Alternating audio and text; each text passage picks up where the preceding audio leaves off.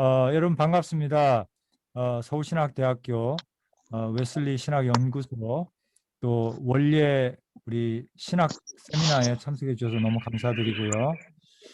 지난번에 이어서 런던에서 목회하고 계시는 우리 귀한 목사님을 모시고 오늘 김석천 목사님께서 지난 시간에 이어서 웨슬리 소그룹 목회의 원리와 또 특별히 실제에 대해서 오늘 좀 발제를 해 주시기로 그렇게 계획을 했습니다. 그래서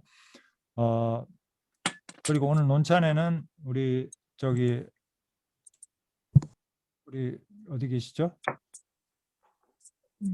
김남식 박사님. 예, 계시네. 이름 좀 바꿔주세요. 예, 그게 핸드폰에 이름을 바꾸려고 했는데 이름을 변경이 안 되어가지고 그러면 우리 죄송합니다. 임경목 전사님 좀 바꿔주세요. 호스트가 가능할 겁니다. 아마. 그래서 우리 김남식 박사님께서 오늘 논차를 맡아 주셨고요. 또 그 이외에도 조종남 명예총장님께서 웨슬리 신학 입장에서 또 이따 정리 말씀도 해 주실 것으로 지금 계획하고 있고요. 자, 그러면 시작하기 전에 우리 조종남 명예총장님께서 한번 기도해 주시고 시작했으면 좋겠습니다. 우리를 사랑하시는 하나님 아버지, 이런 모임을 주심을 감사드립니다. 저희들이 한국교회 경신을 위해서 고민하고 있습니다. 오늘 이 발표와 토요일을 통해서 무언가 발견할 수 있는 은총을 허락하여 주시옵기를 바라고 기도드립니다. 참여한 모든 우리 동료들에게 하나님의 은혜가 늘 같이 하시옵고 이해를 축복해 주시옵소서. 예수 그리스도 이름 받들어서 간절히 기도드립니다. 아멘. 아멘. 아멘.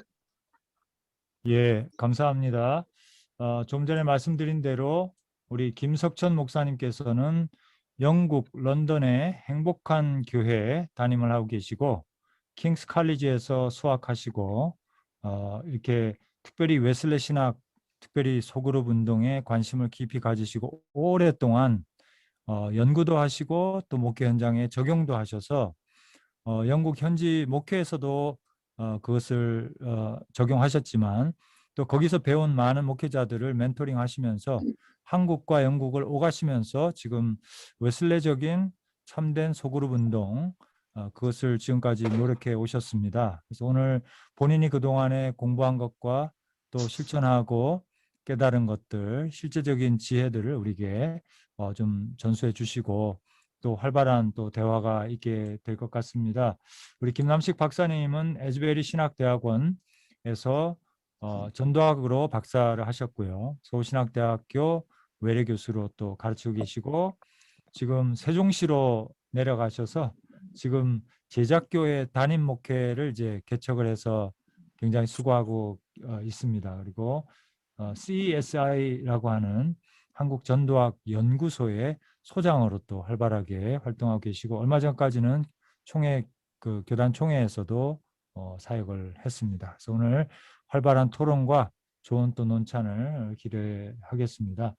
자, 그러면 이제 우리 김석천 목사님을 우리 뜨거운 박수로 모시고 말씀을 좀 듣도록 하겠습니다. 감사합니다. 목사님 발제 예정은 몇 분 정도 하시고 그 다음에 토론하면 좋겠습니까? 지난번에 제가 32분에 했거든요. 그보다 내용이 사실 좀 많습니다. 설명할 부분도 좀 더 많고 하지만 나중에 질의문답 시간이 지난번처럼 보충할 수 있기 때문에 제가 한 35분 정도에 맞춰보도록 하겠습니다. 그럼 제 시계로 지금 10분 됐나요? 그러니까 한 45분까지 제가 맞춰보도록 하겠습니다. 예, 감사합니다. 사실 시간을 더 드리는 게 맞는데 이제 온라인 특성상 너무 한 분의 이야기가 길어지면 집중도라든지 조금 힘든 부분이 있어서 35분에 그러면 정리해 주시고 질의응답 과정에서 좀 더 많은 말씀을 주시면 좋겠습니다. 예, 그러면 김석천 목사님 모시겠습니다. 네, 고맙습니다. 우리 소장님 초청해 주셔서 감사하고요. 또 오늘 우리 귀한 교수님들, 또 우리 사랑하는 동역자, 또 우리 동기생 목사님들, 또 선배 목사님, 동역자들 다 이렇게 참여해 주셔서 대단히 감사하고 또 발표할 기회를 주신 하나님께 먼저 우리 영광을 돌립니다. 지난번 첫 번 세미나가 있었습니다. 웨슬리 소그룹의 원리와 적용이라고 해서 역사적으로 어떻게 탄생했고 어떻게 발전했는가 하는 것을 함께 살펴봤고요. 특히 웨슬리 목회의 신학과 또한 조직가로서의 웨슬리가 그것을 일치하는 노력을 했다는 것을 우리가 함께 봤고요. 지난번 웨슬리 소그룹의 원리와 적용이 신학적으로 또 역사적으로 살펴본 기회였다고 한다면 그것을 그럼 우리 오늘 어떻게 우리의 목회 현장에 우리 21세기 우리 한국 땅에 우리 한국인을 목회하는 우리들에게 적용할 수 있을까라고 하는 것을 제 경험을 중심으로 해서 지금 발표하도록 하겠습니다. 우리 PPT 띄워주시면요, 제가 진행하도록 하겠습니다. 우리 제목이 어떻게 성결교회의 구역을 역동적인 소그룹 셀 모임으로 바꿀 수 있을까요? 라고 하는 큰 제목이 있고요. 여기에 21세기 한국형 웨슬리안 셀 목회를 위한 제안이라고 그랬는데 셀 목회를 통한 제안이라고 하는 것이 더 좋을 것 같습니다. 내용으로 들어가겠습니다. 우리 전체적으로 적용을 해보기 전에 몇 가지 정리를 좀 해보았습니다. 우리 지난번 세미나 내용도 포함되어 있고요. 그보다 조금 더 광범위하게 적용을 하려고 지금 했는데요. 우리 21세기 셀교회 운동은 한국교회로부터 시작되었다. 뭐 동의하지 않는 분들도 계시겠고요. 연구 결과에 따라 다른 내용이 있겠지만 저는 이걸 뒷받침할 수 있는 그런 생각을 가지고 있습니다. 또 웨슬리안 셀은 초대교회로 돌아가기 위한 본래적 구역 회복 운동이다. 이제 뒤에 설명이 나오겠지만은 웨슬리 셀 운동은 초대교회로 돌아가기 위한 운동이었을 뿐만 아니라 오늘날에도 소그룹을 회복할 수 있는 좋은 모델이 된다라고 하는 얘기고요. 교회를 갱신해 나가는 교회 안의 작은 교회 운동이다. 영국 국교회 안에서 메소디스트들이 그 몸부림쳤던 그런 내용을 갱신이라고 정리할 수 있습니다. 우리 한국교회 위기는 소그룹의 위기이면서 또한 영적 지도력의 퇴화로 말미암았다. 이렇게 정리할 수 있고요. 소그룹 운동은 마이너스 성장과 영적 위기에 직면한 교회들의 미래를 위한 대안이다. 또 한국교회는 셀교회의 모습을 보여줄 모델 교회를 기다리고 있다. 소그룹은 영적 부모의 마음으로 돌보는 리더에게 달려있다. 목회 지도력은 평신도 리더를 어떻게 길러내느냐에 중심을 두어야 한다. 이렇게 정리를 할 수 있습니다. 우리 한국교회 퇴화의 원인을 여기다가 잠깐 적어봤는데 이것은 굉장히 거친 표면적인 이유이지만 우리가 수긍할 수밖에 없는 이유라고 생각이 되고요. 먼저는 영적 쇠퇴죠. 예배가 형식화되고 기도가 줄어들었습니다. 예전에 뭐 산마다 골방마다 기도하던 우리 한국교회의 모습을 저희들은 기억하고 있는데 지금 그런 모습이 너무나도 많이 사라지고 없어졌다라고 하는 것이고요. 그렇지만 이제 우리가 얘기하고 싶은 것처럼 구조적으로는 소그룹이 퇴락했다. 대표적으로 구역이 퇴락했다. 그래서 우리가 구역을 어떻게 살릴 수 있겠는가를 고민해야 되는데 그 큰 이유가 평신도 지도력의 쇠퇴다. 그리고 더 근본적인 이유는 평신도를 기르는 목회자 지도력의 문제다. 그렇게 정리를 할 수가 있습니다. 제가 생각한 여기 이름을 붙인 21세기 한국형 웨슬리안 셀 목회를 설명하려고 하는데요. 제가 이 이름은 이번에 처음 사용해 봤습니다.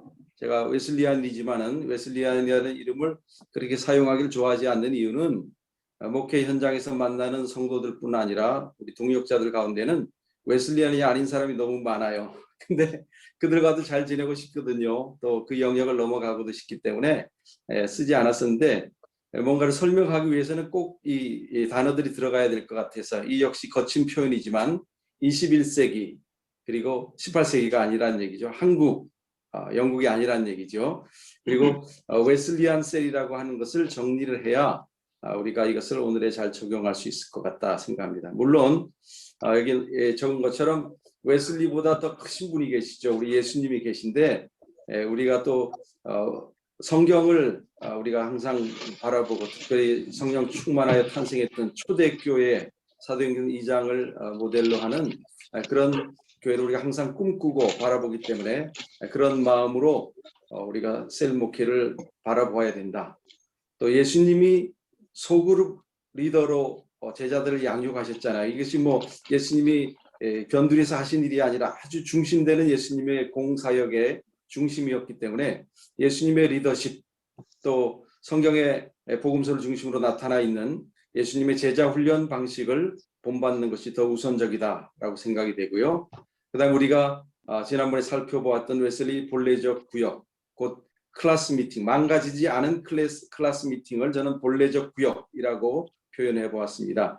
그 원리적인 회복, 똑같이 우리가 옮길 수는 없겠지만 원리적 회복을 해야 되는데, 그렇게 하기 위해서는 웨슬리가 가장 관심했던 전도와 부흥, 그리고 그것을 유지하기 위해서 이 소그룹이 나타났다라고 하는 것을 우리가 항상 기억해야 되고, 특히 그의 끊임없는 성결성 추구에 관해서 관심을 가져야 우리가 옮길 수 있다 생각이 됩니다.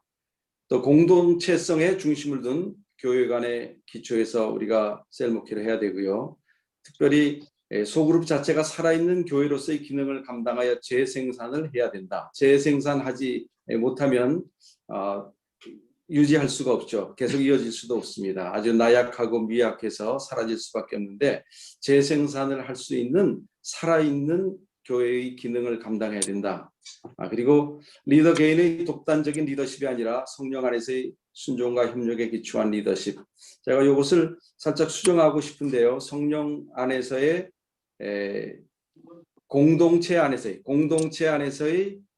공동체적 분별력이라고 얘기하고 싶고요. 여기 하나를 덧붙여서 우리가 더 얘기를 한다면, 웨슬리의 성령관이 굉장히 독특합니다. 웨슬리의 성령 이해가 특히 성령의 활동, Action of the Spirit, 성령의 활동에 굉장히 강조한 것으로 중요한데요. 그런 점에 있어서 웨슬리가 또 다른 복음주의자들, 종교개혁의 전통을 그대로 이으면서도 또한 조금씩 다른데, 그 중에서 특별히 성령을 강조하는 그런 면이 있다는 것을 우리가 기초해서 그 웨슬리 성령관을 이미 담겨 있죠. 그의 소그룹에. 그것을 오늘 우리가 그대로 옮기려고 하는 그런 노력들을 할 때 우리가 옮길 수가 있지 않는가, 그런 생각을 하면서 우리 21세기 한국형 웨슬리안 셀 목회를 바라보았습니다.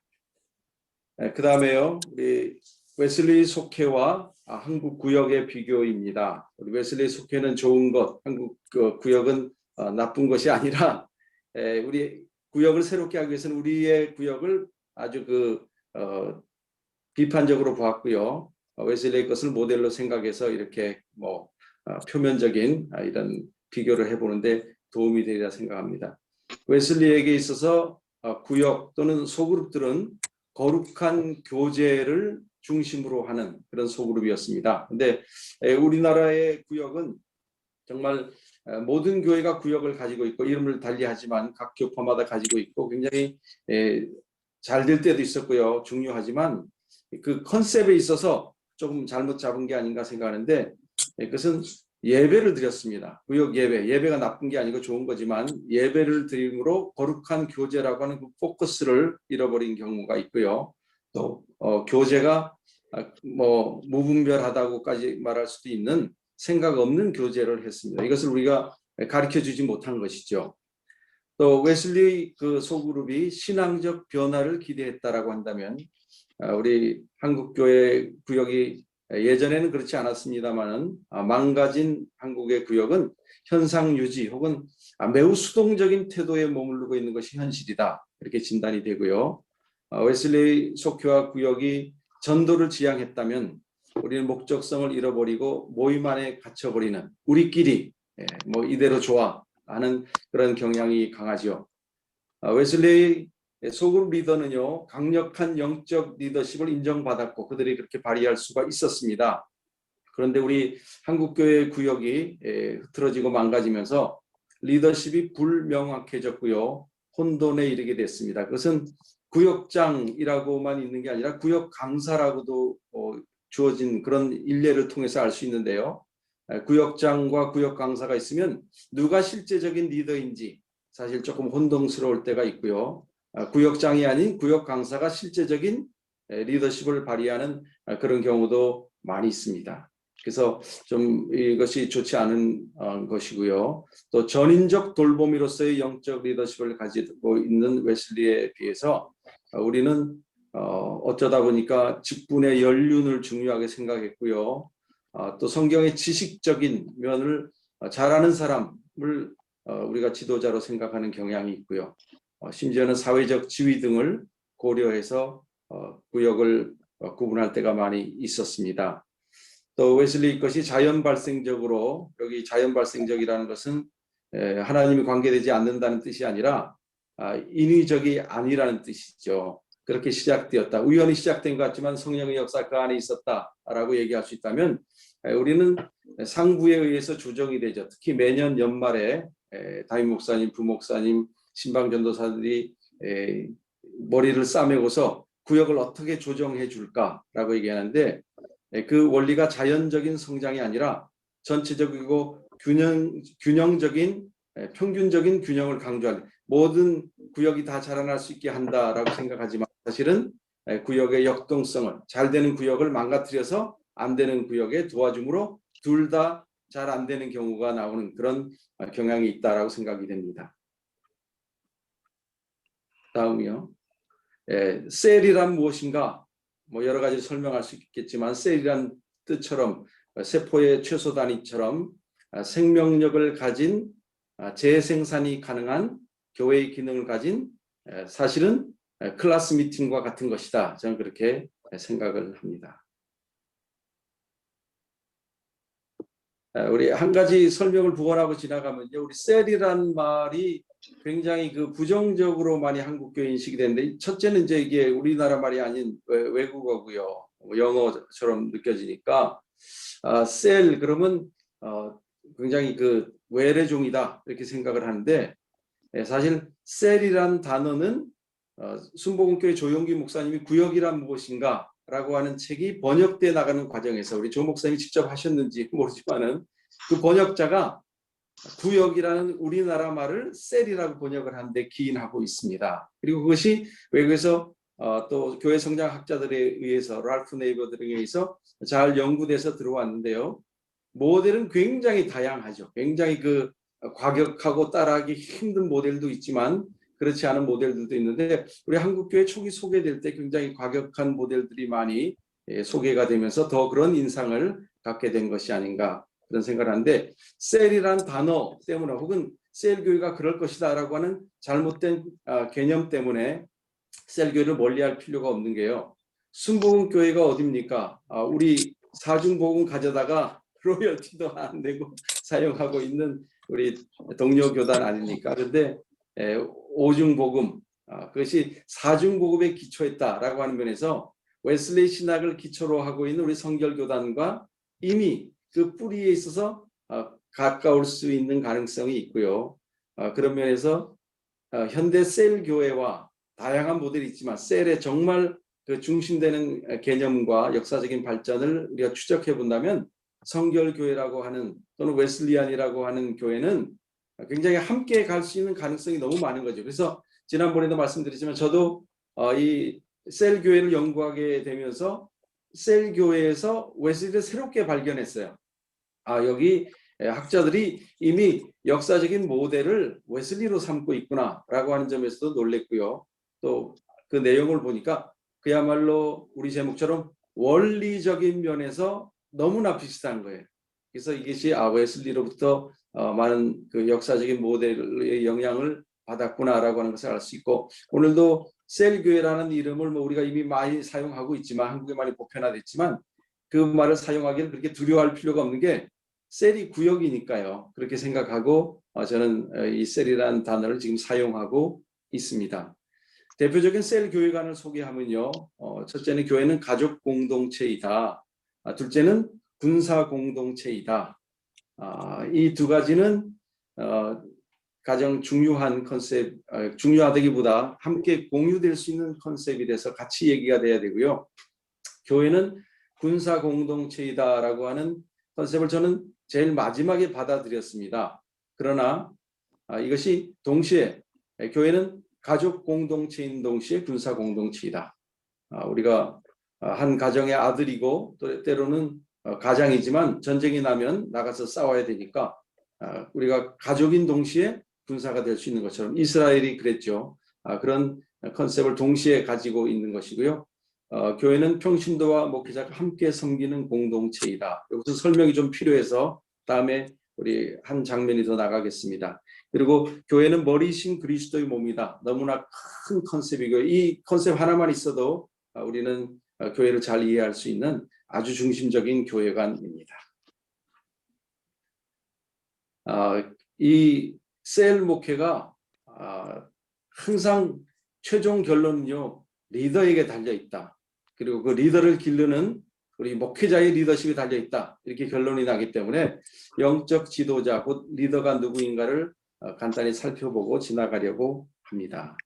영적 지도자는 목회자뿐 아니라 평신도다. 이 얘기는 뭐 우리 한국교회 등장한 지는 오래됐습니다만 실제로 우리 목회자의 머리와 마음속에 평신도를 동역자라고 생각하고 함께 한다라고 하는 생각은 그렇게 깊이 들어오지는 못한 것 같아요. 그래서 계속 이 얘기를 해야 되지 않나 생각합니다.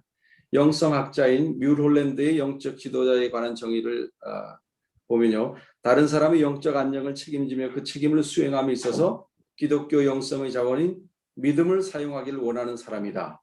뭐 제가 왜 여기 이걸 냈냐면 굉장히 브로드합니다. 뭐 평신도들이 영적 지도자가 아니라고 말할 수 없는 그런 브로드한 컨셉이고요.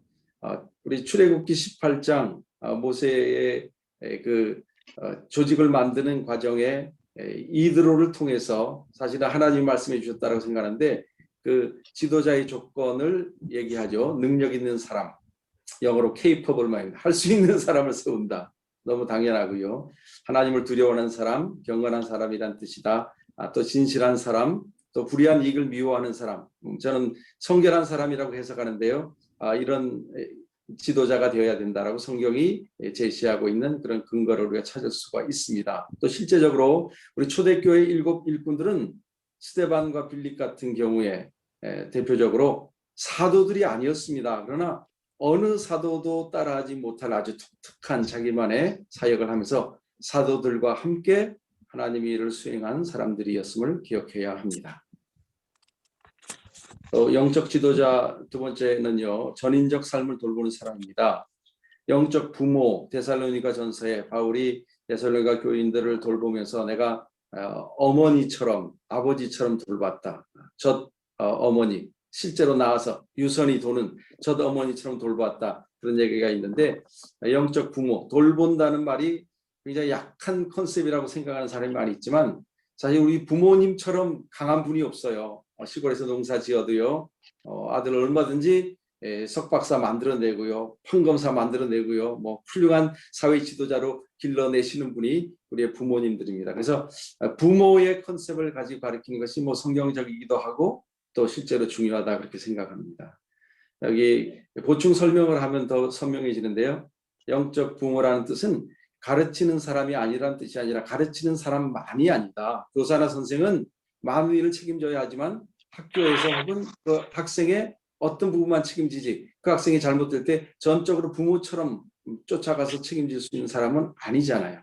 또 예배 인도자일 수 있지만 예배 전도자가 중요 컨셉이 아니라는 거죠.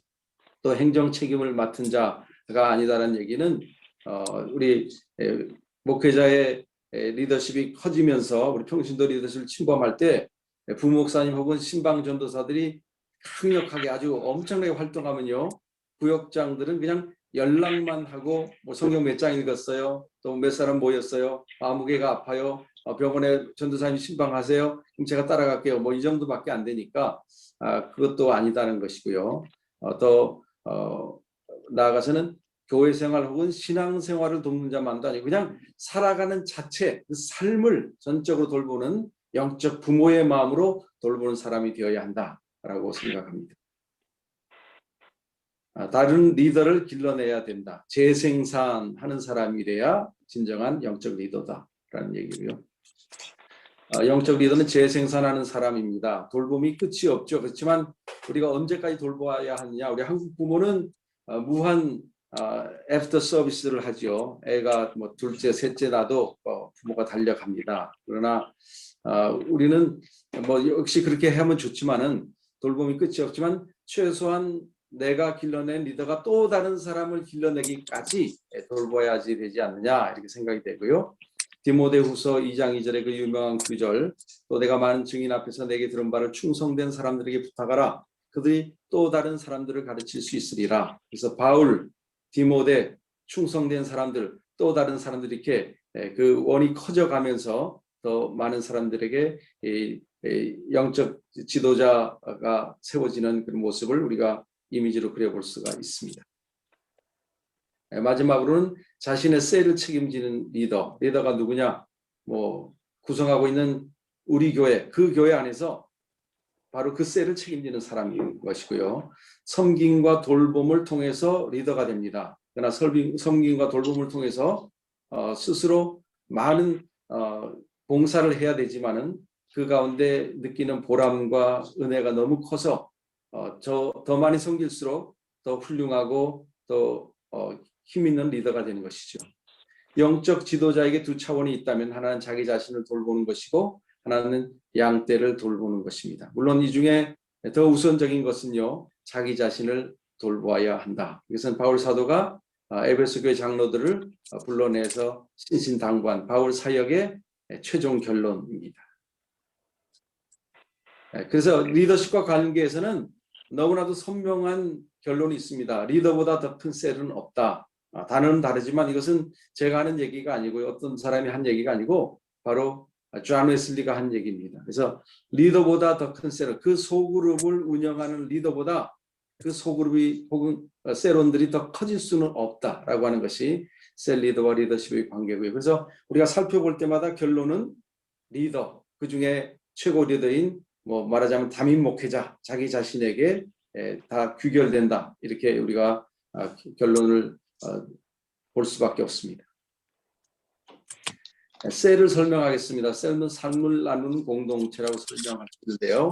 우리 셀의 목표는 초대교회이죠. 그런 사도행전 2장 같은 교회가 됐으면 좋겠다 우리가 바라보고 나가는 것이고요. 셀의 원리는 지난 시간에 설명한 것처럼 은총이 반영되고 은총에 반응하는 작은 공동체가 세워져서 교회가 새롭게 된다. 교회 자체가 은총이 반영되고 은총에 반영하는 공동체지만 그것이 실제로 일어나는 현장이 바로 소그룹들이다라고 하는 것이죠. 셀의 방법은 행복하고 성결한 삶을 나누는 셀이 세워지고 성장하여 영적 재생산을 이루어감으로 이루어진다. 여기 행복하고 성결한 삶을 나누는 이라는 단어는 그냥 머시스라고 써놓은 행복한 교회의 표가 아니라 지극히 웨슬리적인, 웨슬리가 얘기한 happiness and holiness, 인터체인저라고 써서 holiness and happiness. 웨슬리는 성결한 게 가장 행복하다고 생각했고요. 성결과 행복을 따로 보지 않았습니다. 그리고 그 당시에는 행복이란 단어가 요즘처럼 그렇게 무슨 뭐 행복 예식장, 행복 무슨 뭐 어떤 이름처럼 그렇게 사람들이 때로는 시대에 지난 촌스러운 이름에 이렇게 생각한 게 아니라 아주 좋아하는 그런 모임이었고요, 이름이었고요. 요즘도 저는 행복한 교회라는 이름의 교회를 담임하고 있어서 그런지 길을 가다 보면요, 행복이란 단어는 영국이나 한국이나 뭐 동유럽이나 어디 가도 해피 혹은 해피네스라는 단어는 없어지지 않는 것을 봅니다. 그것이 우리가 본연적으로 마음속에 행복한 것을 우리가 추구하지 않는가 이런 생각이 듭니다. 셀 모임의 내용을 보면 셀 모임은 삶의 나눔, 한마음 기도로 귀결이 된다 알 수 있고요. 셀 모임은 예배가 아니다, 세속적인 친교가 아니다, 그리스도 안에서의 거룩한 교제다, 이렇게 규정을 지을 수가 있습니다. 쉽게 얘기해서 우리 셀 모임은 딱 두 가지 요소를 가지고 구성이 됩니다. 하나는 삶의 나눔, 또 다른 하나는 한마음 기도입니다. 중요한 것은요, 예배가 아니다라고 하는 겁니다. 예배가 아니라는 것이 뭐 중요한 요소가 아니라 그 중요한 컨셉을 우리가 놓치면 안 되는 것이고요. 세속적인 친교는 물론 아니고요. 그리스도 안에서의 거룩한 교제라고 하는 사실을 우리가 중심에 둘 때 셀을 잘 우리가 이끌어 갈 수가 있습니다. 삶의 나눔이란 주님이 자리에 함께 하셔서 우리 이야기를 듣고 계시다는 생각으로 나눈 것인데요. 삶의 나눔이란 믿음에 기초한 자기의 살아가는 이야기를 하는 것이다. 그렇게 정의를 내릴 수가 있습니다. 중요한 것은요, 자기 얘기를 해야 된다. 살아가는 얘기지만 자기 얘기. 그러나 그것이 믿음에 기초해야 된다. 이것이 삶의 나눔이란 이 단어가 포함하고 있는 내용입니다. 삶을 나누는 방식은 이건 우리가 셀을 운영해 보면서 저절로 이제 알게 되고 깨우치게 되는 것인데요. 빙노라 가면서 한 명씩 나눌 수도 있고 한 사람이 나누고 다른 사람을 지명하는 방식 혹은 제비뽑기일 수도 있고요. 우리 초기에 많이 사용하는 방법이죠. 그날 나누고 싶은 사람만 혹은 리더가 지명하는 사람이 혹은 여러 가지 방식을 섞어서 한두 방식을 주로 하지만은 그러나 때로 변화를 주어서 한다라고 할 수도 있겠습니다. 그다음 한마음 기도라는 단어를 사용했는데 우리 셀 모임의 아주 중요 요소인데 성령 안에서 한마음이 되어서 다 같이 드리는 기도를 얘기합니다. 그러니까 이것은 기도의 형식을 말하는 것이 아니라 기도의 정신을 이루는 말이고요. 한마음이 되기 위해서는 함께 나누었던 나눔의 주제들을 품어야 하는 것이죠. 그래서 웨슬리도 소그룹을 인도할 때 항상 각자의 필요에 부합하는 기도로 모임을 마쳤다라고 하는 기록이 있습니다. 그 웨슬리가 실제로 경험을 해보면서 그 연합 신도회를 다 소그룹으로 쪼개내게 되는데 그것은 웨슬리 자신도 그런 자기의 직접적인 경험을 통해서 한 8명, 10명이 찾아와서 자기네들을 인도해 달라고 하니까 한번 했죠. 근데 그 모임에서 굉장히 그 강력한 소그룹으로 해야 된다라고 하는 동기부여를 받고서요. 본격적으로 런던에서부터 다 연합 신도회를 쪼개기 시작합니다. 근데 그 기록에 보면요, 항상 각자의 필요에 부합하는 기도로 모임을 마쳤다. 웨슬리도 소그룹 운영하면서 깨달은 거죠. 각자가 나눴는데 자기의 기도 내용에 해당하는 것을 해결할 수 있는 그런 기도 제목들이 있을 때 그들이 은혜를 받았다라고 하는 것을 알 수가 있습니다. 우리 한마음 기도라는 것은 기도의 형식을 따라 얘기한 것이 아니고요. 내용을 얘기한 것이고 어떤 우리 셀 모임하는 장소나 어떤 문화적 차이에 따라서 이것이 통성기도, 우리 뭐 한국인은 대부분 통성기도입니다. 우리는 다 통성기도 했지만 때로는 묵상기도 혹은 대표기도 혹은 이 몇 가지를 섞은 그런 기도의 형식이 될 수도 있습니다. 내용이, 마음이 하나 되어야 된다라는 얘기고요. 각자의 필요에 부합하는 그런 기도가 되어야 된다. 그런 내용입니다. 한 마음으로 기도하는 방식도요. 이것도 우리가 셀을 하면서 이제 깨닫게 된 것인데 무슨 셀교의 이론서에도 있지만 실제로 해보면서 우리가 깨우쳐 나간 내용들인데 전체의 나눔을 다 마친 후에 기도하는 방식, 한 사람씩 나눔 끝난 후 하는 기도 방식, 두세 사람씩 묶어서 하는 기도 방식, 두세 사람씩 묶어서 기도하는 원하는 사람이 기도하는 방식, 리더가 지명하는 사람이 기도하기, 성령의 인도하심을 의지하면서 위의 방법을 적절하게 사용하는 것, 이것이 우리에게 필요한 내용들입니다. 우리 피해야 할 위험이 있습니다. 몇 가지 중요한 내용들인데요. 우리 선입견, 성경 공부 없어도 될까 하는 생각, 중요한 것이죠. 경청하지 않는 태도 혹은 끼어들기 또는 세속적인 이야기 혹은 세속적인 가치관에 기초한 이야기들을 우리가 피해야 하고요. 한 사람 리더에게 지나치게 집중하거나 성령의 역사를 제한하는 모든 생각과 행위가 다 피해야 할 위험 속에 들어간다는 것을 우리가 알아야 합니다. 처음부터 우리 성경 공부 없어도 되나, 성경책 안 가지고 모여도 되나부터 사실은 여러 가지 갈등이 있었고 저희도 그걸 넘어서기가 처음에는 쉽지 않았습니다. 챌린지가 됐던 것이 사실이죠. 그러나 다시 한번 시작하고 나니까 그걸 가지고 시비 거는 사람 하나도 없었어요. 그러니까 성경 공부 없어도 됩니다. 이것이 저희의 결론이고요. 여러분들이 가지게 될 결론이라고 생각합니다. 그 다음 보여주시기 바랍니다. 셀 모임의 순서 및 시간 배정. 이렇게 보면 이것도 제가 그 웨슬리처럼 완성된 순서입니다. 그러니까 처음부터 이렇게 했던 것은 아니고요. 제가 권하기는 삶의 나눔과 한마음 기도가 빨간색으로 되어 있는데 이것만 가지고 시작하는 게 사실 좋습니다. 저희도 이렇게 다 갖다 붙인 것은 나중에 제일 완성된 모델이고요. 처음에는 주일 메시지 전달 없었습니다. 그리고 선거적 도전도 좀 후에 깨닫게 된 것이고요. 삶의 나눔과 한마음 기도만 가지고 했습니다. 식사, 삶의 나눔, 한마음 기도 이렇게 했는데 뭐 영국이 유학생들이고 부모님이 계시지 않으니까 식사하면서 친교가 잘 되고 그러면서 분위기가 전달돼서 삶의 나눔이 나오고 한마음 기도 잘 된 것도 사실이지만 우리 리더들이 한국에 돌아가서 부모님 그늘로 다시 들어가면서 부모님의 간섭을 받는 중에서도 한국에서도 똑같은 원리가 적용이 되는 것을 보면서 나중에 이제 완성된 모습이고요. 뒤에 나오겠지만 주일 메시지도 나중에 5분이라고 했는데 한 3분 이내입니다. 그냥 설교 다시 하면 안 되고요. 그냥 그런 얘기가 주일날 설교였었지라고 인식할 수 있을 정도로 한 3분 이내로 전달하는 것이 좋습니다. 예, 그 다음 보여주시기 바랍니다. 삶의 나눔을 하면서 이제 아쉬움이 생기니까 어떻게 더 업그레이드 할 수 있겠느냐 고민할 때 그 결론은 이거였습니다. 말씀 중심으로 삶을 나눈다. 그래서 주일 메시지, 꼭 주일 메시지가 아니라도 자기가 읽은 메시지도 될 수 있고 또한 일어나 아침 기도회 혹은 수요 기도회의 메시지가 될 수도 있지만 그 말씀을 일상에서 붙잡고 살아가도록 유도하고 또 거기서 나온 삶의 나눔을 해야 유익하다라고 하는 것이고요. 다르게 말하면 같은 얘기지만 말씀 중심으로 삶을 나눈다는 얘기는 성령님의 인도하심을 받는 나눔이 되어야 한다. 리더는 물론 셀원 전체가 성령님을 전적으로 의지하면서 나아갈 때 이루어진다라고 하는 것이고요.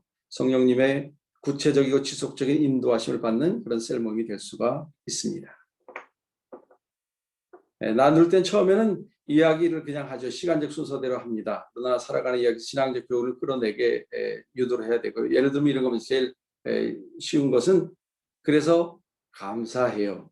많은 얘기를 했는데 자기 얘기가 안 담겨 있는 것이죠. 삶에 나누면 자기 얘기를 해야 된다고 했는데 근데 그래서 감사해요 라고 하는 것은 굉장히 큰 걸음을 내디딘 것이고요. 1단계에서 2단계로 간 것이죠. 3단계는 말씀 중심의 나눔, 삶을 나눔의 생활에 말씀을 적용해서 거기서 자연스럽게 말씀이 녹아들고 거기서 나온 결론을 나누어야 좋은 나눔이 되는 것이죠. 말씀 중심의 삶의 나눔이 어려운 이유는요. 말씀을 붙잡고 살아가지 않기 때문에 간단한 얘기입니다. 성경 읽기서 말씀 묵상 게을리하기 때문이고요. 또 한 가지 제가 지적하고 싶은 것은 셀 모임을 주일에 하기 때문입니다. 그러니까 주일에 셀 모임하는 교회가 많은데요. 주일에 새 메시지가 선포되잖아요. 새 메시지가 선포된 후에 그것을 붙잡고 뭐 이제 또 씨름하고 또 한 주간 살아가야 될 텐데 지난 주간에 살았던 얘기를 하는 것은 좀 시기적으로 적절하지가 않고요. 그래서 셀 모임에 적합한 요일은 목요일, 금요일, 토요일 정도가 적합하다. 그렇게 얘기할 수가 있습니다. 분가에 이르지는 못하는 이유, 제일 중요한 내용이기 때문에 여기까지만 설명하고 일단 시간이 되었으니까요. 그만하도록 하겠는데 분가 혹은 신설이죠. 분가라고 하는 건 반으로 나누는 것이고요. 그 다음에 신설은 새롭게 또 셀을 오픈하는 것인데 분가나 셀이나 똑같이 재생산입니다. 재생산에 이르지 못하는 이유는 분가가 혹은 셀이 신설이 무엇인지 모르거나 왜 분가해야 하는지 모르기 때문이고요. 분가의 목표가 분명하지 않기 때문이고요. 분가를 보거나 경험해보지 못했기 때문이고요. 리더나 또는 고질적인 부리더, 셀원들이 헬퍼들이 분가를 원하지 않았기 때문이고요. 연말에 조정해 주기 때문이고요. 제일 중요한 원인, 목회자 자신이 분가를 강조하고 열망하지 않기 때문이다. 이렇게 얘기할 수가 있겠습니다. 그 다음에 제목만 보고 넘어가겠습니다. 셀리더 양육을 위한 교육을 저는 뭐 열 몇 시간에서 줄여서 9시간으로 만들었고요. 급할 때는 7시간, 한국, 영국 왔다 갔다 하면서 시간이 더 급할 때는 제가 5시간까지 나눠서 단축해서 해봤습니다. 그러나 9시간을 할 때가 가장 효과적이고요. 그 중에 절반은 성경적 셀 교회론을 가리킵니다. 그런데 이 교육으로 되는 것이 아니라 주간에는 셀에 가서 실습을 하잖아요. 저절로 셀원으로서 헬퍼로서 들어갔다가 주일날 저한테 교육을 받게 되니까 이 두 가지가 잘 실제 현장과 어떤 리더 교육도 소그룹으로 했으니까요. 소그룹 속에서 소그룹을 계속 경험하면서 나가는 것. 제가 나눔할 때도 셀의 원리를 따라서 셀 나눔하듯이 하거든요. 그러니까 소그룹으로 교육하는데 한 9시간 모델이 이게 뭐 굉장히 이걸 제일 목회자들은 궁금해 하시는데 대단한 거 없습니다. 셀 교회론이 절반이고요. 나머지 셀 이론과 그다음에 시스템을 가장 중요하게 생각하는데 시스템은 수시로 바뀔 수 있죠. 그러니까 제일 많이 바뀌는 부분이고요. 제일 마지막에 비전 나누기라고 해서 셀을 제가 담당하겠습니다라는 얘기를 끌어내는 거죠. 이걸 안 하면 졸업이 안 됩니다. 그래서 이렇게 했었습니다. 이제 여기까지. 뒤에도 또 한 두 개 더 있습니다만은 제목만 보죠. 제일 마지막 이게 장면입니다. 실행을 하기 위해서는 내려놓기를 해야 됩니다. 새로운 것만 자꾸 하는데 제가 얘기한 이런 것을 또 다 갖다가 이미 하는 거를 다 하면서 하면요 효과도 없고 결국에는 다 너무 무거워서 다 우리가 감당할 수가 없죠. 그래서 셀 모임도 그렇고 모든 것을 다 웨슬리도 그랬듯이 중요한 것부터 이렇게 차례차례 하면서 필요한 것을 이렇게 가감해 가는 것이 필요합니다. 이상입니다. 네, 고맙습니다. 감사합니다.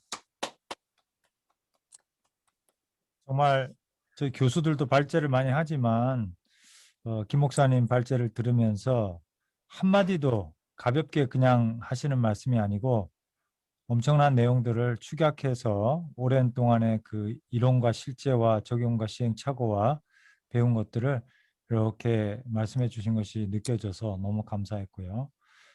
예, 감사드리고요. 이어서 우리 김남식 박사님의 우리 논찬을 좀 들어보도록 그렇게 하겠습니다. 예, 김 네, 박사님. 감사합니다. 한 가지 여쭤볼 것은 이 논찬 원고를 혹시 참여자분께서 보실 수 있으신지. 그 혹시 임경묵 전사님 아, 예.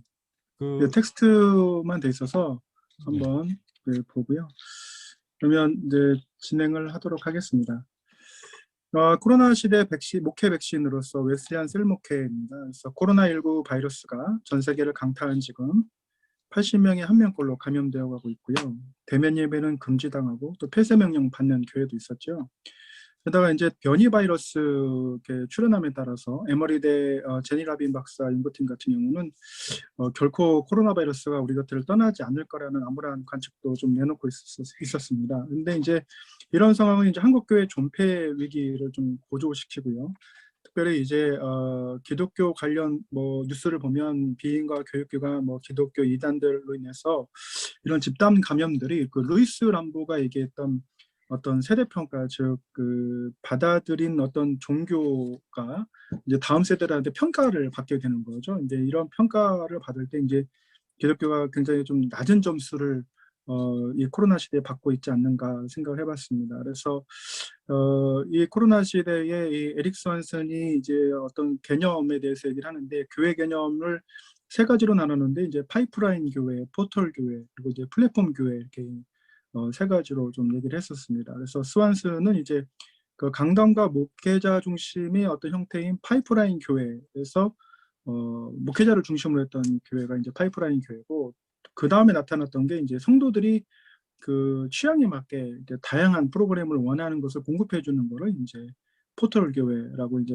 컨셉을 잡았고요. 그러나 이제 평신도를 중심으로 이제 평신도가 스스로 다양한 어떤 재생산을 할 수 있는 그런 교회를 이제 플랫폼 교회라고 이제 해서 이러한 부분을 이제 추구해야 된다라고 얘기했는데 사실 이제 이거는 2000년 전에 이제 예수님께서 보여주신 전도 소그룹의 어떤 원형에서 그 효과성을 이제 저희가 알고 있고 근데 이제 문제는 교회사 속에서 이 플랫폼 교회 형태가 오히려 이제 예수님 초대교회 때는 보여주셨는데 그리고 사도들도 이렇게 보여주고 했는데 역사적으로 오히려 그 플랫폼 교회 형태에서 파이프라인 형태로 이제 역행을 했다라는 거죠. 그래서 그 대표적인 예로 이제 그 신성 로마 제국의 교회 같은 경우는 이제 강력한 군사력, 재정 이런 걸 바탕으로 해서 이제 성직주의를 강화시킴으로 해서 오히려 평신도 사역 이런 것들을 이제 지향시키는 방향으로 흘렀습니다. 게다가 이제 전도의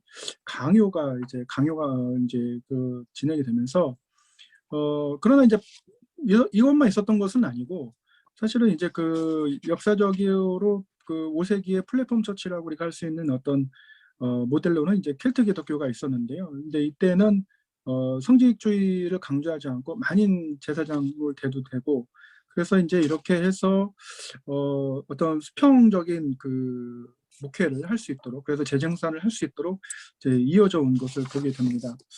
그런데 이제 이러한 흐름이 5세기부터 이제 10세기까지 이어지다가 결국에는 이제 18세기 웨슬리에 의해서 다시 한번 이제 강조가 되는데 이제 목사님께서 말씀해주신 이제 여러 가지 그 웨슬리의 소그룹 너무나 이제 소중한 것들이고, 그런데 이제 이러한 그 컨셉들 중에서 이제 예를 들면 이제 토마스 막스필드 같은 경우는 이제 평신도임에도 불구하고 웨슬리 어머니가 들었을 때 너무나도 설교를 잘할 수 있는 그런 자질이 있어서 이제 설교를 할 수 있도록 평신도임에도 불구하고 그 영국 사회에서 이제 웨슬리에게 좀 이렇게 권고를 하고, 그런데 이제 이런 과정을 통해서 이제 설교할 수 있는 평신도가 설교할 수 있는 그런 이제 흐름도 이제 보였었죠.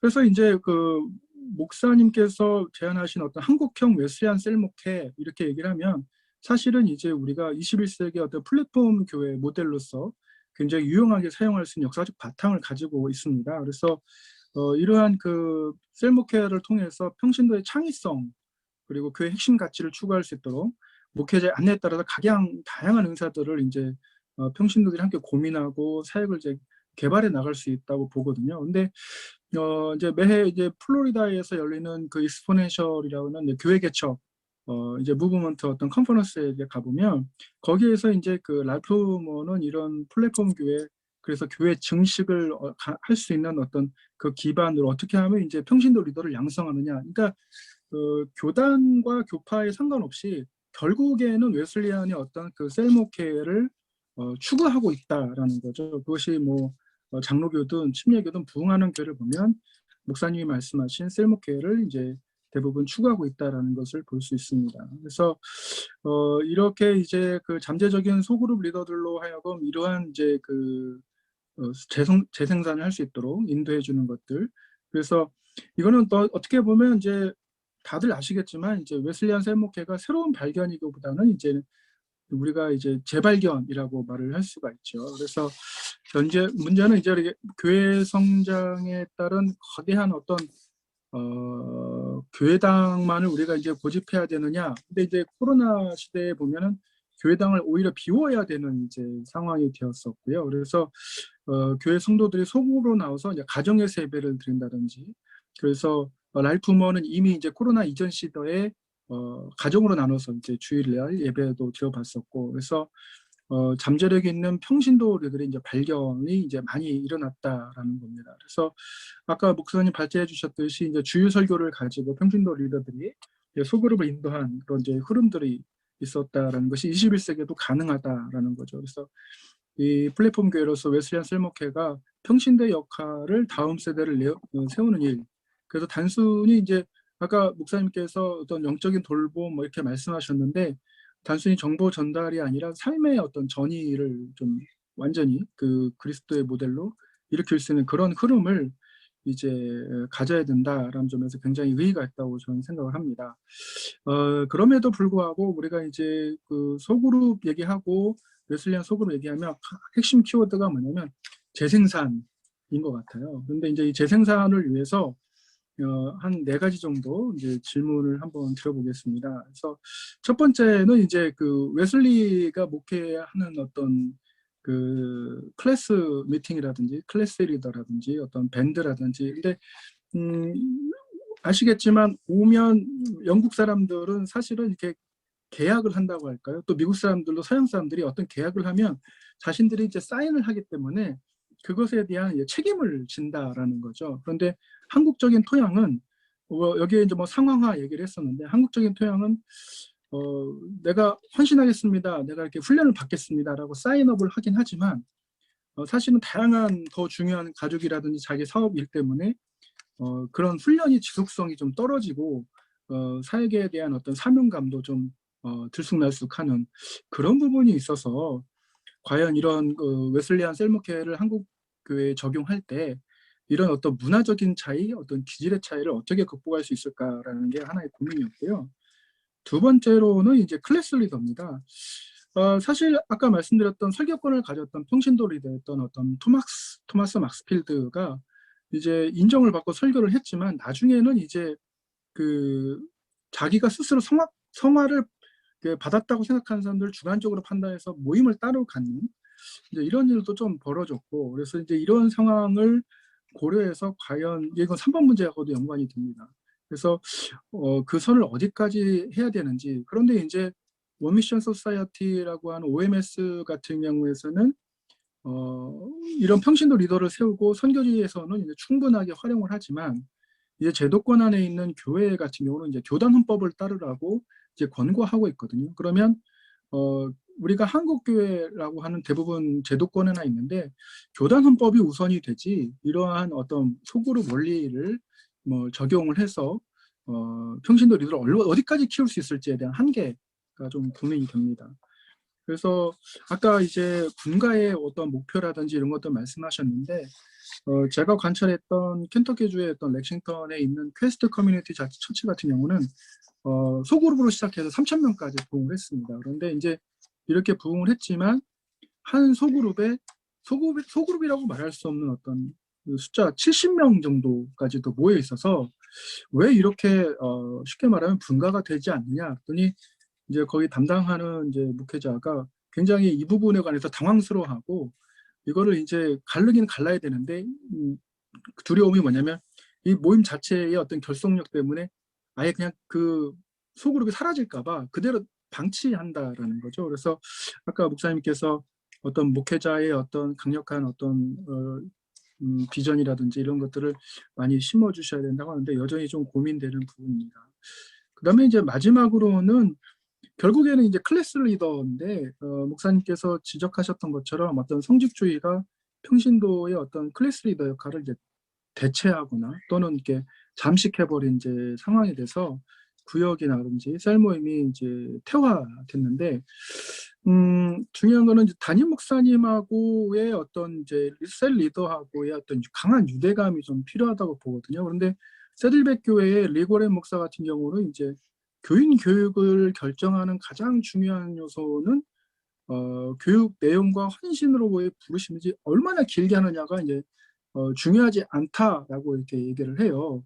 근데 예수님의 어떤 그 전도속으로 원형을 보면 3년을 이렇게 함께 하시는데 그냥 산술적으로 그냥 계산을 해보면 한 명당 한 92일, 24시간 해서 한 92일 정도를 했다면 한국 어떤 목회 컨텍스트를 생각을 해보면 일주일에 한 번 만나서 리더를 교육한다 그러면 계산을 해보면 한 42년 정도 걸리는 그런 이제 그 상황이 나와서 이건 그냥 그냥 산술적인 겁니다. 근데 그 안에 여러 가지 역동성도 있겠는데, 근데 목사님께서 이제 9시간 교과 과정 이렇게 말씀을 하셔가지고 이게 과연 이게 얼마만큼 각 교회에 또 적용할 수 있을지 물론 하나의 사례이시긴 한데 그 부분에 좀 고민이 됩니다.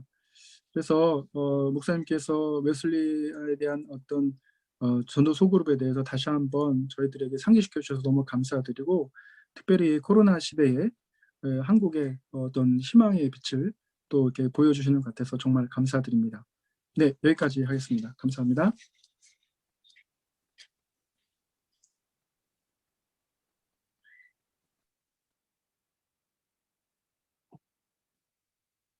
예, 제가 답변해야 되는 거죠? 끊어졌습니다. 예, 김성훈 제가 교수님 답변하면 음성이 되는 안 거죠, 들리. 수장님?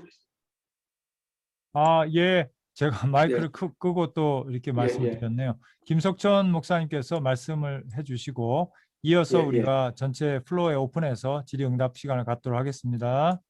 예. 될 수 있는 대로 간단하게 한번 해보겠습니다. 예, 우리 논찬해 주신 우리 김 박사님께 감사드리고요. 평신도가 평신도를 재생산할 수 있는 플랫폼 교회를 추구해야 된다라고 하는데 저도 전적으로 동의하면서 평신도를 세운다. 우리에게는 익숙한 말이지만 사실 그것이 현장에서 쉽지 않고요.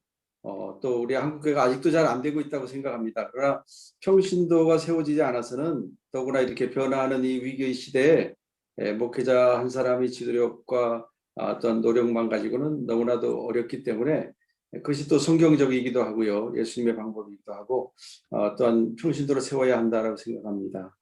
우리 제가 이해하기로 우리 논찬자께서 생각하신 가장 핵심적인 질문 하나 그리고 거기에 따른 부수적인 질문 4개가 있는데 큰 질문이 재생산이라는 문턱을 넘지 못하고 이게 제 눈에 들어왔습니다. 그런데 재생산에 이르지 못하는 이유는 아까 제가 한번 설명했던 것처럼 모르거나 잘 왜 분가해야 하는지 모르기 때문인데요.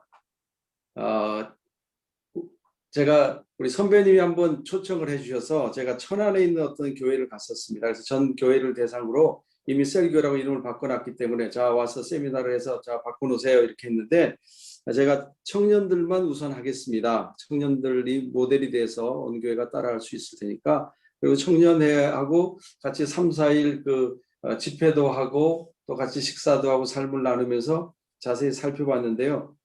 그 교회가 아마 우리 한국교회에서 재생산에 이르지 못하는 대표적인 그런 경우가 되지 않을까 생각이 되는데 저의 결론은 그거였어요. 우리 그 청년부를 담임하고 있는 전도사님이었는데 그 전도사님이 이렇게 열망이 없으시더라고요.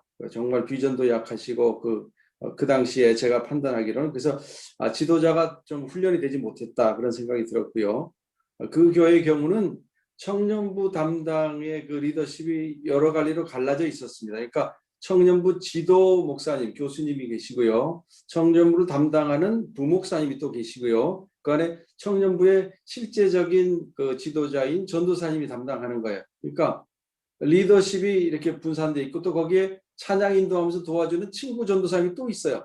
그분도 인기가 좋더라고. 그러니까 리더십이 3분 4열돼 가지고 어렵다 이런 생각이 들고 제가 이제 떠나오면서 그 담임 목사님에게 제가 한 가지만 조언하면 목사님 책임자를 한 사람만 두세요. 그래서 뭐 다 형식적으로 있지만 아무개가 우리 청년부의 지도자다라고 해서 그렇게 해야 된다라고 하는 것을 조언을 했는데 잘 지켜졌는지는 모르겠고요. 또 거기서 제가 확실하게 느낀 것은 항상 연말에 조정을 해준답니다.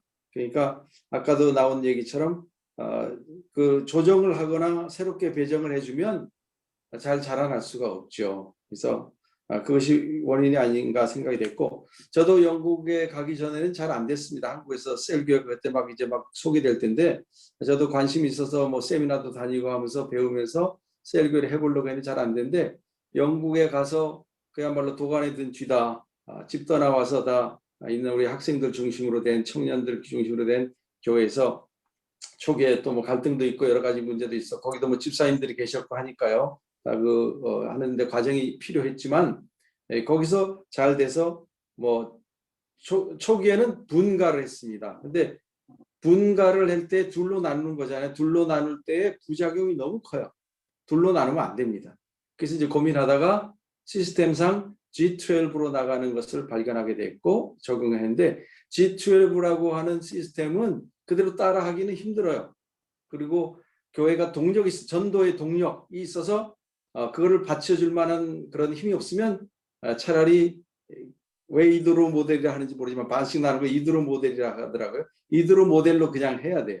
그런데 이 G12는 시스템상에는 한 리더가 계속 자기 아래에 또 다른 리더를 둘 수 있기 때문에 이게 리더십에서는 맞습니다. 그래서 계속 자라날 수가 있고요. 셀교회를 계속 해보면 교회가 무엇인가에 대해서 떠오르는 이미지는요. 생물학적 이미지입니다.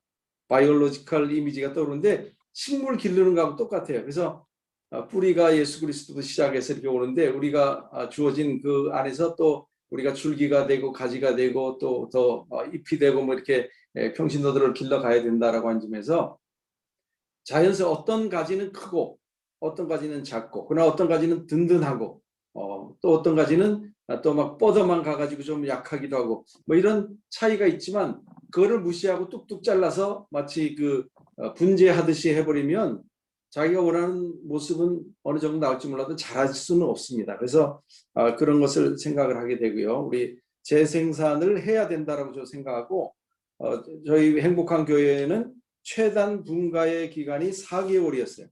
여름이 지나니까 분가했어요. 1년 2개월 만에 2번 더 했습니다. 그러나 분가를 계속 하다가 보니까 한 셀이 둘이 되고 뭐 다시 붙였는데 무슨 뭐 사랑셀 1-2, 1-3, 뭐 1-1-1 이렇게 나가기까지 했는데 부작용이 너무 많아서 그것이 딴 셀이 돼버려요. 그 사람들이 분가를 하고 싶지 않은 거야.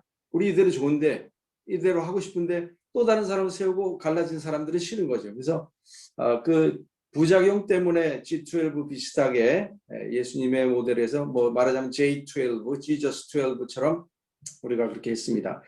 자, 21세기 한국형 웨슬리안 셀 목회도 이런 첫 번째 질문이 상황화에 대한 질문인데요. 상황화의 고민을 거쳐서 탄생한 거죠. 21세기라는 말이 18세기가 아니라는 얘기고요. 한국형이라고 하는 얘기는 영국이 아니라는 얘기죠. 미국도 아니라는 얘기죠. 그래서 이것이 결국에는 영적 리더십과 관계에 있다라고 얘기했는데 경험상으로 우리 한국인들끼리 만났기 때문에 뭐 어려움은 없습니다. 저도 한국인이고 우리 그런 시대를 지났기 때문에 우리 리더들이 고민하는 것 똑같이 걔들이 꾀 부릴 때 저도 그런 꾀를 부렸었고요. 걔들이 또 주저할 때 제가 왜 그렇게 주저했는지 두려움과 떨림의 원인을 아니까 어떻게 해줄 수가 있었지만은 제일 중요한 것은요.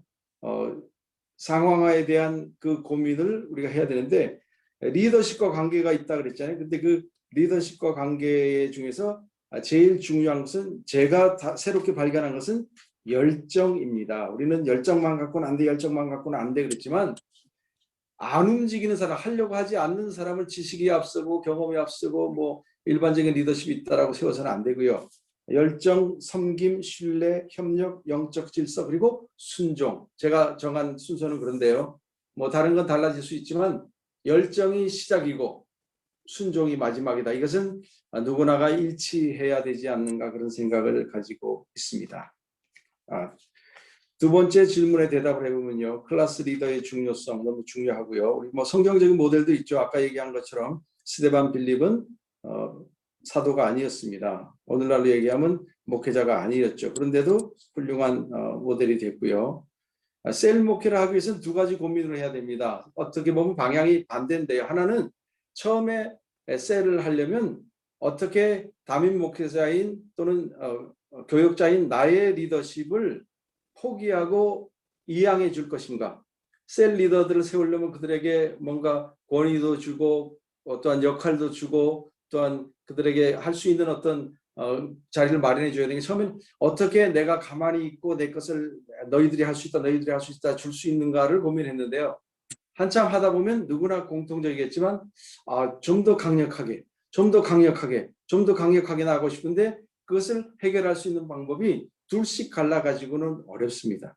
그래서 G12라고 하는 리더십을 받아들이게 됐고요. 그것을 응용해서 웨슬리의 성령관에 의한 G12에 다 좋은데 그 근본되는 그 생각이 좀 남미적인 그런 생각이 있어요. 그래서 우리가 따라하기 어려운 부분이 있기 때문에 웨슬리적인 것을 우리 한국에 적용시키는 그런 걸로 했는데 말하자면 가족 공동체에서 군사 공동체를 더 강조하는 것이죠. 또 이드로 모델 분가에서 새로 그 리더 밑에서 새롭게 셀을 오픈하되 오리지널 리더의 리더십을 없애지 않는 신설로 나가는 것이 가장 좋겠다라고 생각이 되고요. 여기 토마스 막스필드 얘기가 나왔는데 토마스 막스필드는 평신도인데 세웠다. 수잔 웨슬리가 추천했다. 다 맞는 얘기고요. 근데 그게 1740년 얘기입니다. 그래서 우리가 걱정한 것처럼 평신도를 세웠는데 그 사람이 교회를 분리해서 나갔어요. 이 모델은 아니고요.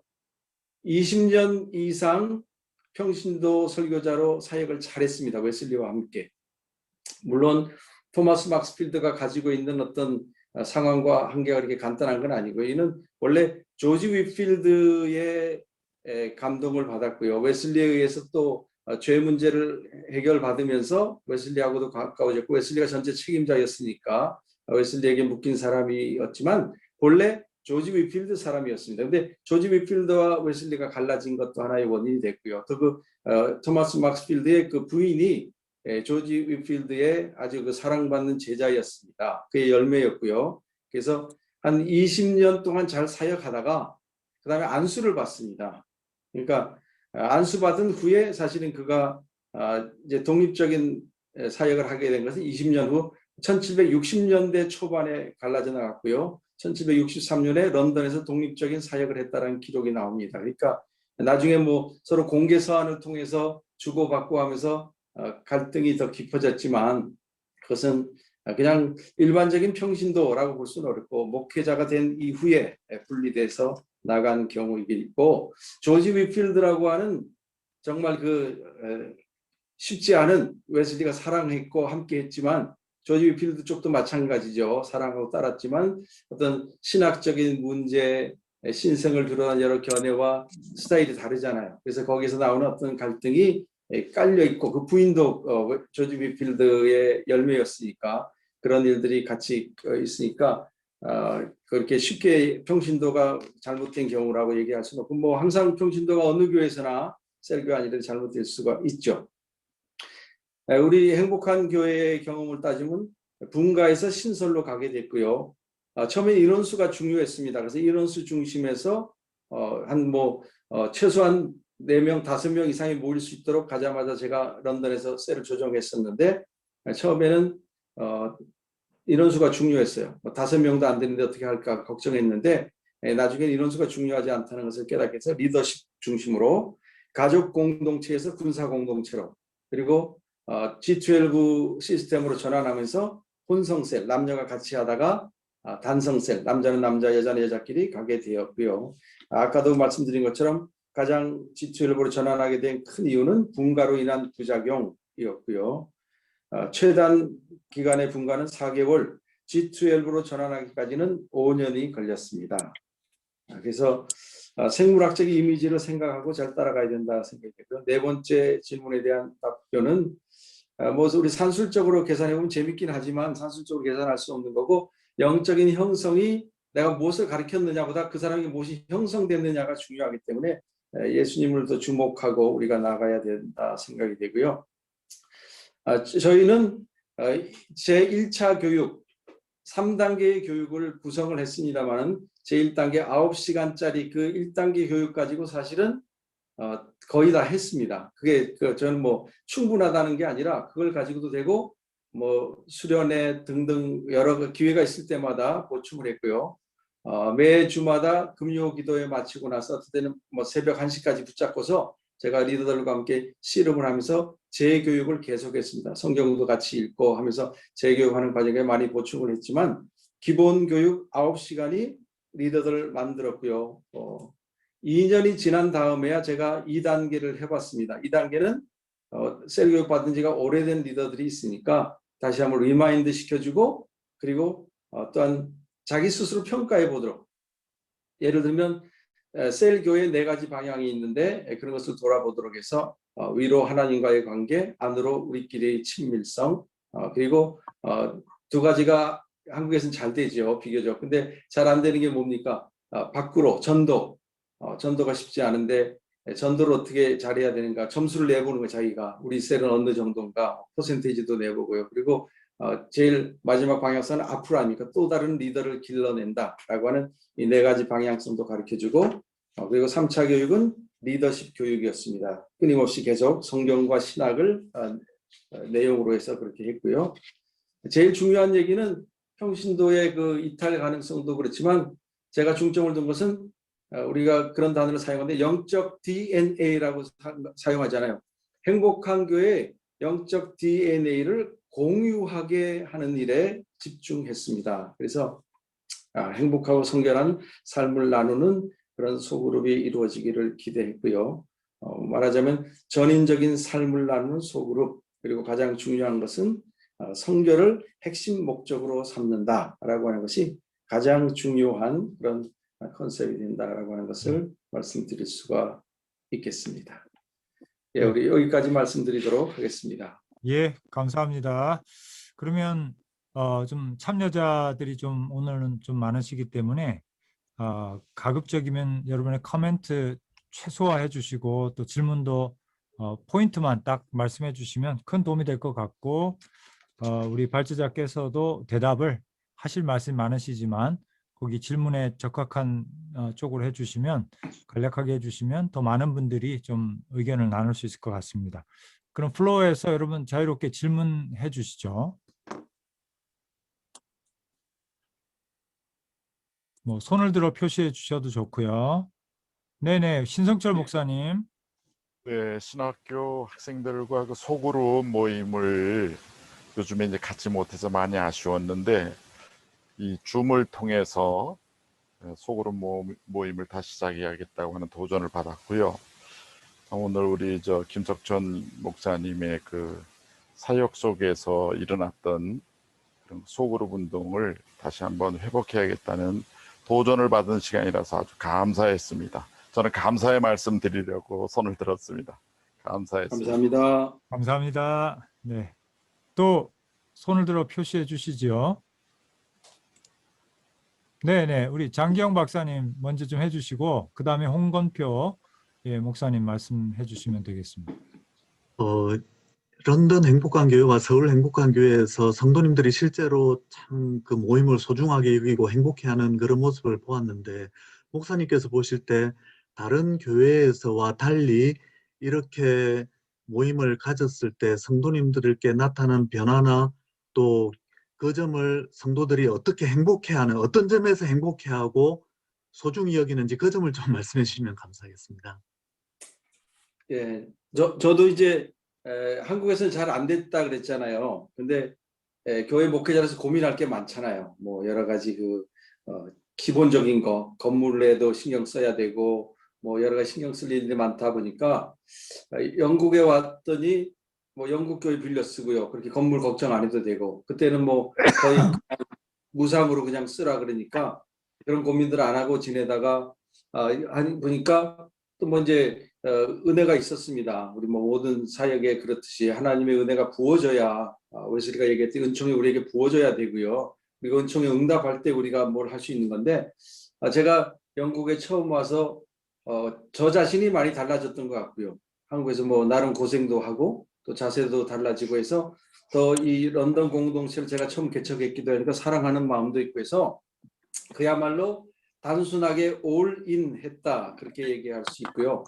또 거꾸로 우리 그 평신도 리더들 보면 부모님으로부터 떨어져 있잖아요. 그리고 시간 사용이 대부분 자유롭고 뭐 공부를 하는지 뭐 하는지 셀모임 하는지 부모님이 모르시니까 어떤 셀은 초기에 나타나는 현상이긴 하지만 새벽 1시, 2시까지 셀 모임 하기도 하고 뭐 이렇게 자유로운 것도 있었던 것 같은데, 하여튼 제가 강조했던 것은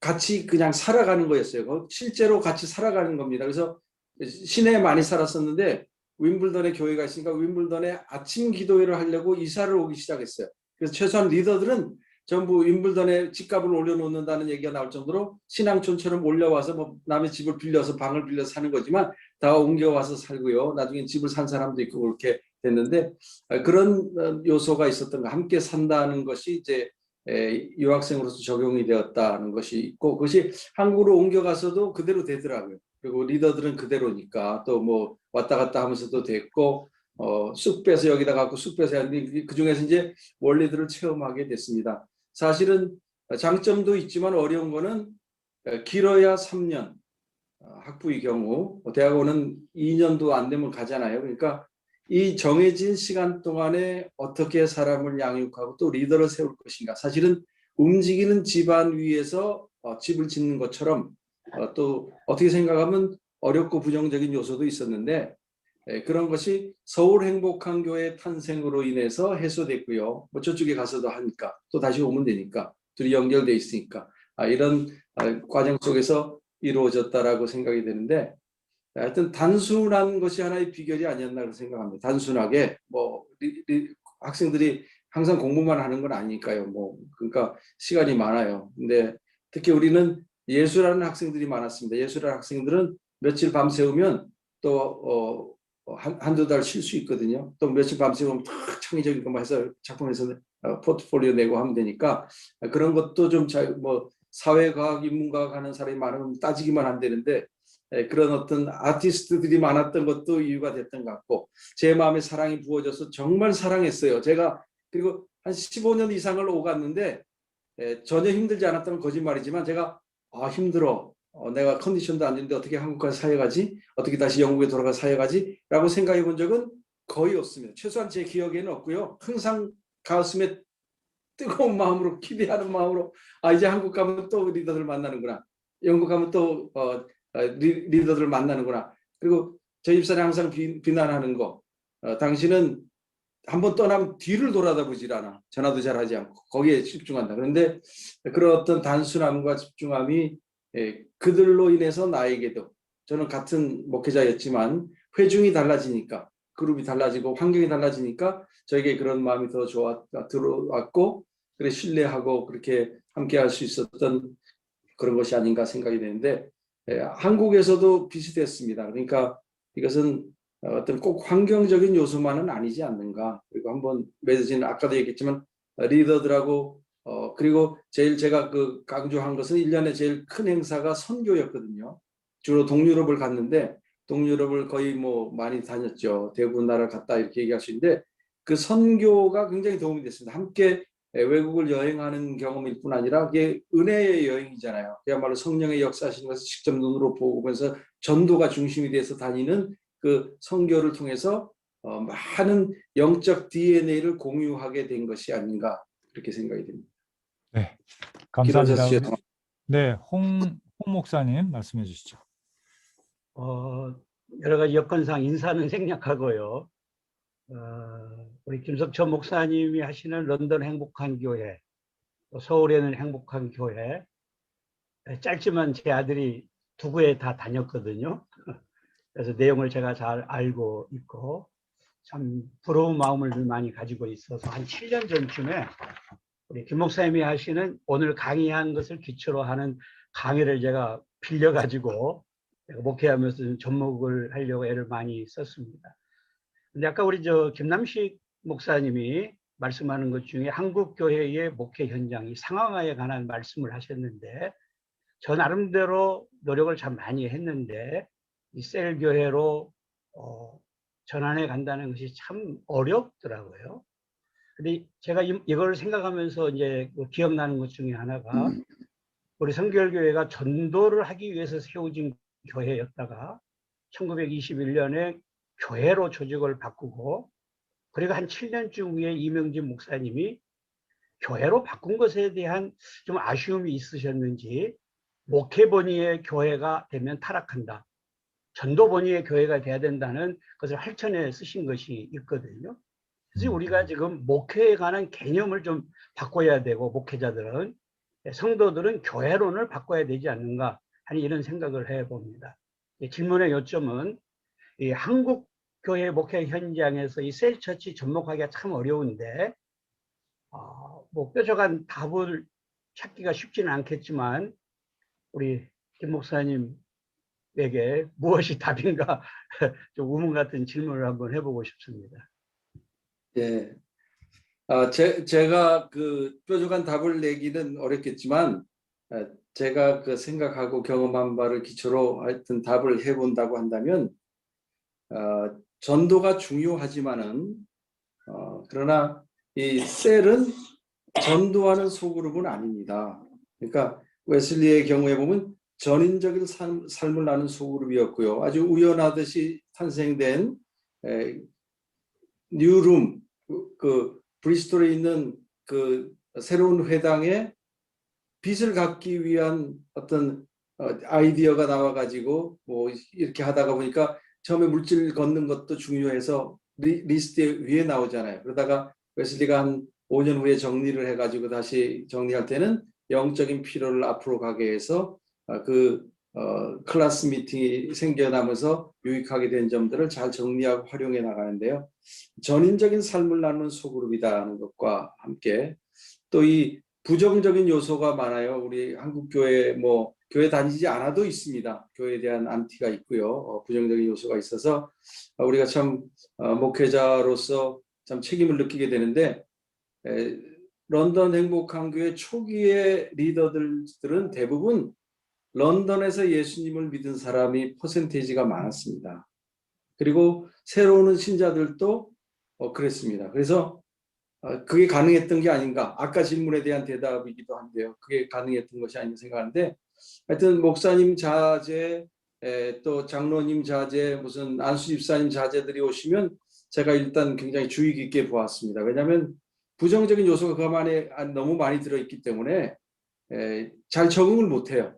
그렇지만 처음 예수를 믿은 사람은 대부분의 우리 초기 셀 리더들은 교회가 다 이런 줄 알아요. 교회가 다 그리고 목사들이 다 김석천 목사 같은 줄 알고 그래서 전인적인 삶을 나누는 소그룹이 중요했었고요. 또 중요한 것은 성결을 핵심 목적으로 삼는 그런 모임이었다라고 하는 것이 굉장히 중요한 요소라고 생각이 됩니다. 네, 감사드립니다. 제가 사회자이기도 하지만 질문이 하나 있어서 짧게 하나만 좀 질문을 드리면 지금 말씀하신 거에 생각나는데 저도 이제 뭐 이런저런 사역을 하면서 소그룹으로 좀 이렇게 운영도 해보고 너무 좋았고요. 참 정말 행복했고 참 좋았는데 하나 이제 제가 좀 어려웠던 것은 삶의 이야기를 중심으로 한 나눔이 영적 성장을 위한 동력으로 이어지지 않고 늘 그냥 힘든 것들에 대해서 공유하고 또 뭐 좋은 경우에 감사 제목도 나누고 이렇게 하는데 현상 유지라는 느낌이 많이 들고 그랬거든요. 그래서 어쩌면 그 밴드 모임이나 그 웨슬레이의 그 밴드 모임에서 했던 것처럼 조금 더 이 영적 성장을 지향하는 좀 이렇게 향한 좀 더 의도적인 이런 질문과 주제를 가지고 대화를 이어 나가야 되겠다는 생각을 많이 했는데 또 지금 학생들하고도 좀 그렇게 해보고 있는데 그 부분에 대해서 어떻게 본질적인 교제, 삶의 그 희로애락 어려움과 감사를 나누면서 그러나 그거 하다가 시간 다 끝나는 게 아니고 진정한 어떤 영적 성장을 위한 도전과 또 그것을 공유할 수 있는 이런 성화의 비전을 나눌 수 있는 이런 모임으로 성숙해 갈 수 있는지 이런 부분에 대해서 좀 실제적인 지혜와 그런 것들이 좀 공유해 주시면 좋을 것 같아요. 예, 원리상으로는 그래서 이제 고민하다가 나온 방법이 말씀 중심의 삶의 나눔. 그러니까 성경 말씀을 묵상하고 메시지를 묵상하고 거기에 삶을 일치시키려고 하는 노력을 하는 것이 제일 중요하다. 그리고 같은 얘기지만 그것이 또 성령 중심의 어떤 삶의 나눔. 그냥 나의 생각을 자체적으로 이야기를 순서대로 나누는 것보다도 하나님의 말씀이 나의 삶의 역할을 했을 때에 어떻게 드러나는가 하는 것을 제일 중요하게 생각해야 될 것 같고요. 그것이 제일 중요한 요소가 아닌가 그렇게 생각이 듭니다. 그런데 많은 경우에 보면은 그 나눔이라는 것이 어떤 제약이나 가이드라인이 없이 이루어질 때 가장 진솔한 나눔이 자기 용어로 자기 방식으로 되어지는데 지금 말씀하신 것처럼 말씀 중심이나 성령 중심으로 이 나눔을 가이드하려고 할 경우에 이제 아무래도 제한되어지고 목적성과 방향성이 생기고 좀 공적인 이런 나눔이 되기 쉬운데 그런 조화, 밸런스 이런 거를 어떻게 해야 될지. 그러니까 이제 일단 원리는 일단 우리가 그 인식을 해야지 되는 것이죠. 그것은 이제 이론상으로 정립이 돼야 된다 생각하고요. 그러나 실제적인 그 셀 모임의 현장이 중요하다고 저는 생각해요. 그래서 그걸 뭐 하나의 테크닉이라고 생각할 수도 있지만 테크닉을 넘어선 중요한 요소는 뭐냐면 예를 들어서 셀 모임을 할 때 어떤 한 사람이 난 지난주에 너무 힘들었어요. 그래서 정말 힘들게 그렇게 지내다가 겨우겨우 여기까지 나왔습니다. 라고 나눔은 했을 때 일어나는 자연적인 현상은 저도요. 다 힘든 고백만 하게 됩니다. 그렇다고 인위적으로 그걸 조정해 주는 것도 바람직하지는 않죠.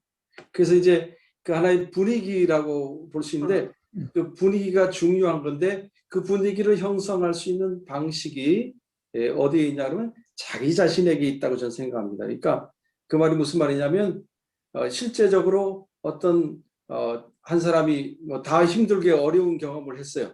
그러면 그걸 어떻게 극복하겠느냐라고 할 때 일단 인도자인 나 자신이 그것을 극복하는 깨트리고 나가는 요소를 해. 그러려면 먼저 자기를 오픈해야 되는.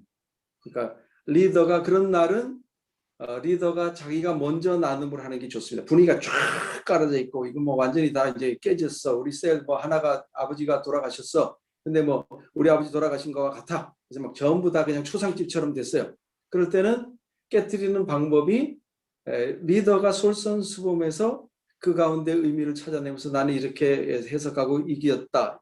그래서 힘들었지만 나는 극복했다라고 하는 나눔을 들려주면 그 다음 사람이 저도요 뭐 이렇게 할 수도 있습니다. 근데 뭐 따라하는 것이 꼭 좋은 것만도 아니고 나쁜 것도 아니지만 그것이 일어나는 현상을 잘 이해하고 있어야 되고요. 그래서 우리 셀 모임을 계속 인도해 보면 그 셀 모임 인도법도 가르치잖아요. 1시간 가르치는데 그 중에 어떤 내용이 있느냐 그러면 처음 사람을 지명하는 일을 신중하게 생각해야 된다. 뭐 기도하는 마음으로.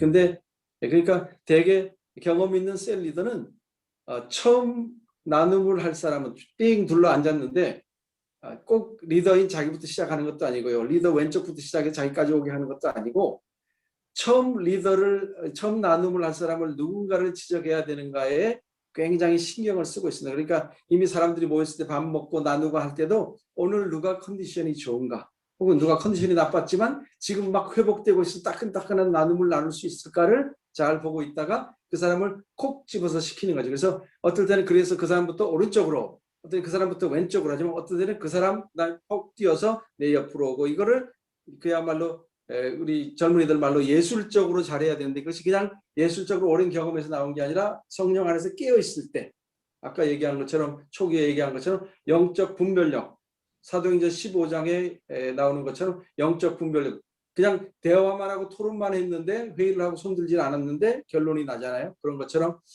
또 그것이 웨슬리의 성령에 의해서 저기 웨슬리의 그 대대화록이라고 라지 미니츠라고 하는 거기 보면 이런 항목이 나옵니다. 지금 어느 곳에서 성령의 사역이 가장 활발한가를 주목하라.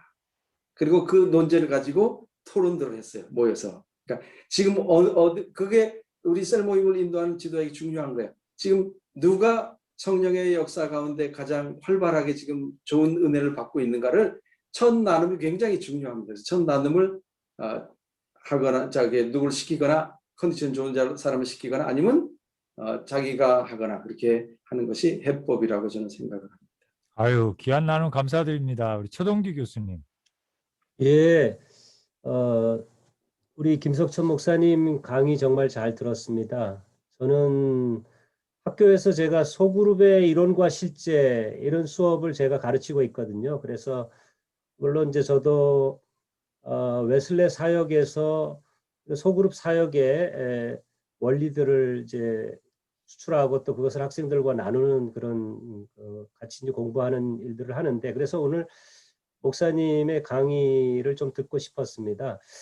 그런데 이제 조금 전에도 이제 한국적 상황에 대한 이야기들도 많이 했지만은 그 이제 셀 사역을 이제 하는 교회들이 많이 있는데 실제로 이제 대체적으로 한국에서 셀 사역이 과연 성공했느냐 이런 이제 질문 앞에서 많은 교회가 시도들은 하고 있지만은 그렇게 좋은 열매를 거두는 교회들이 많지 않다 이런 이야기를 이런 평가가 많습니다. 저도 이제 이런 질문 앞에서 이제 한국에서 일어나는 다양한 사역들을 좀 살펴보고 관찰하는데 제가 생각할 때는 이제 그 소그룹이라고 하는 게 소그룹 안에 이제 교회 안에 작은 교회라는 그런 특성을 가지고 있고 그래서 어떤 의미에서는 소그룹이 교회의 본질을 드러내는 그런 이제 사역이 돼야 되는데 과연 이제 교회의 본질, 교회다움을 드러내는 그런 요소들 가운데 특별히 저는 공동체성하고 또 선교적인 어떤 재생산 이 두 가지 요소가 긴장 관계에 있다는 생각을 많이 합니다.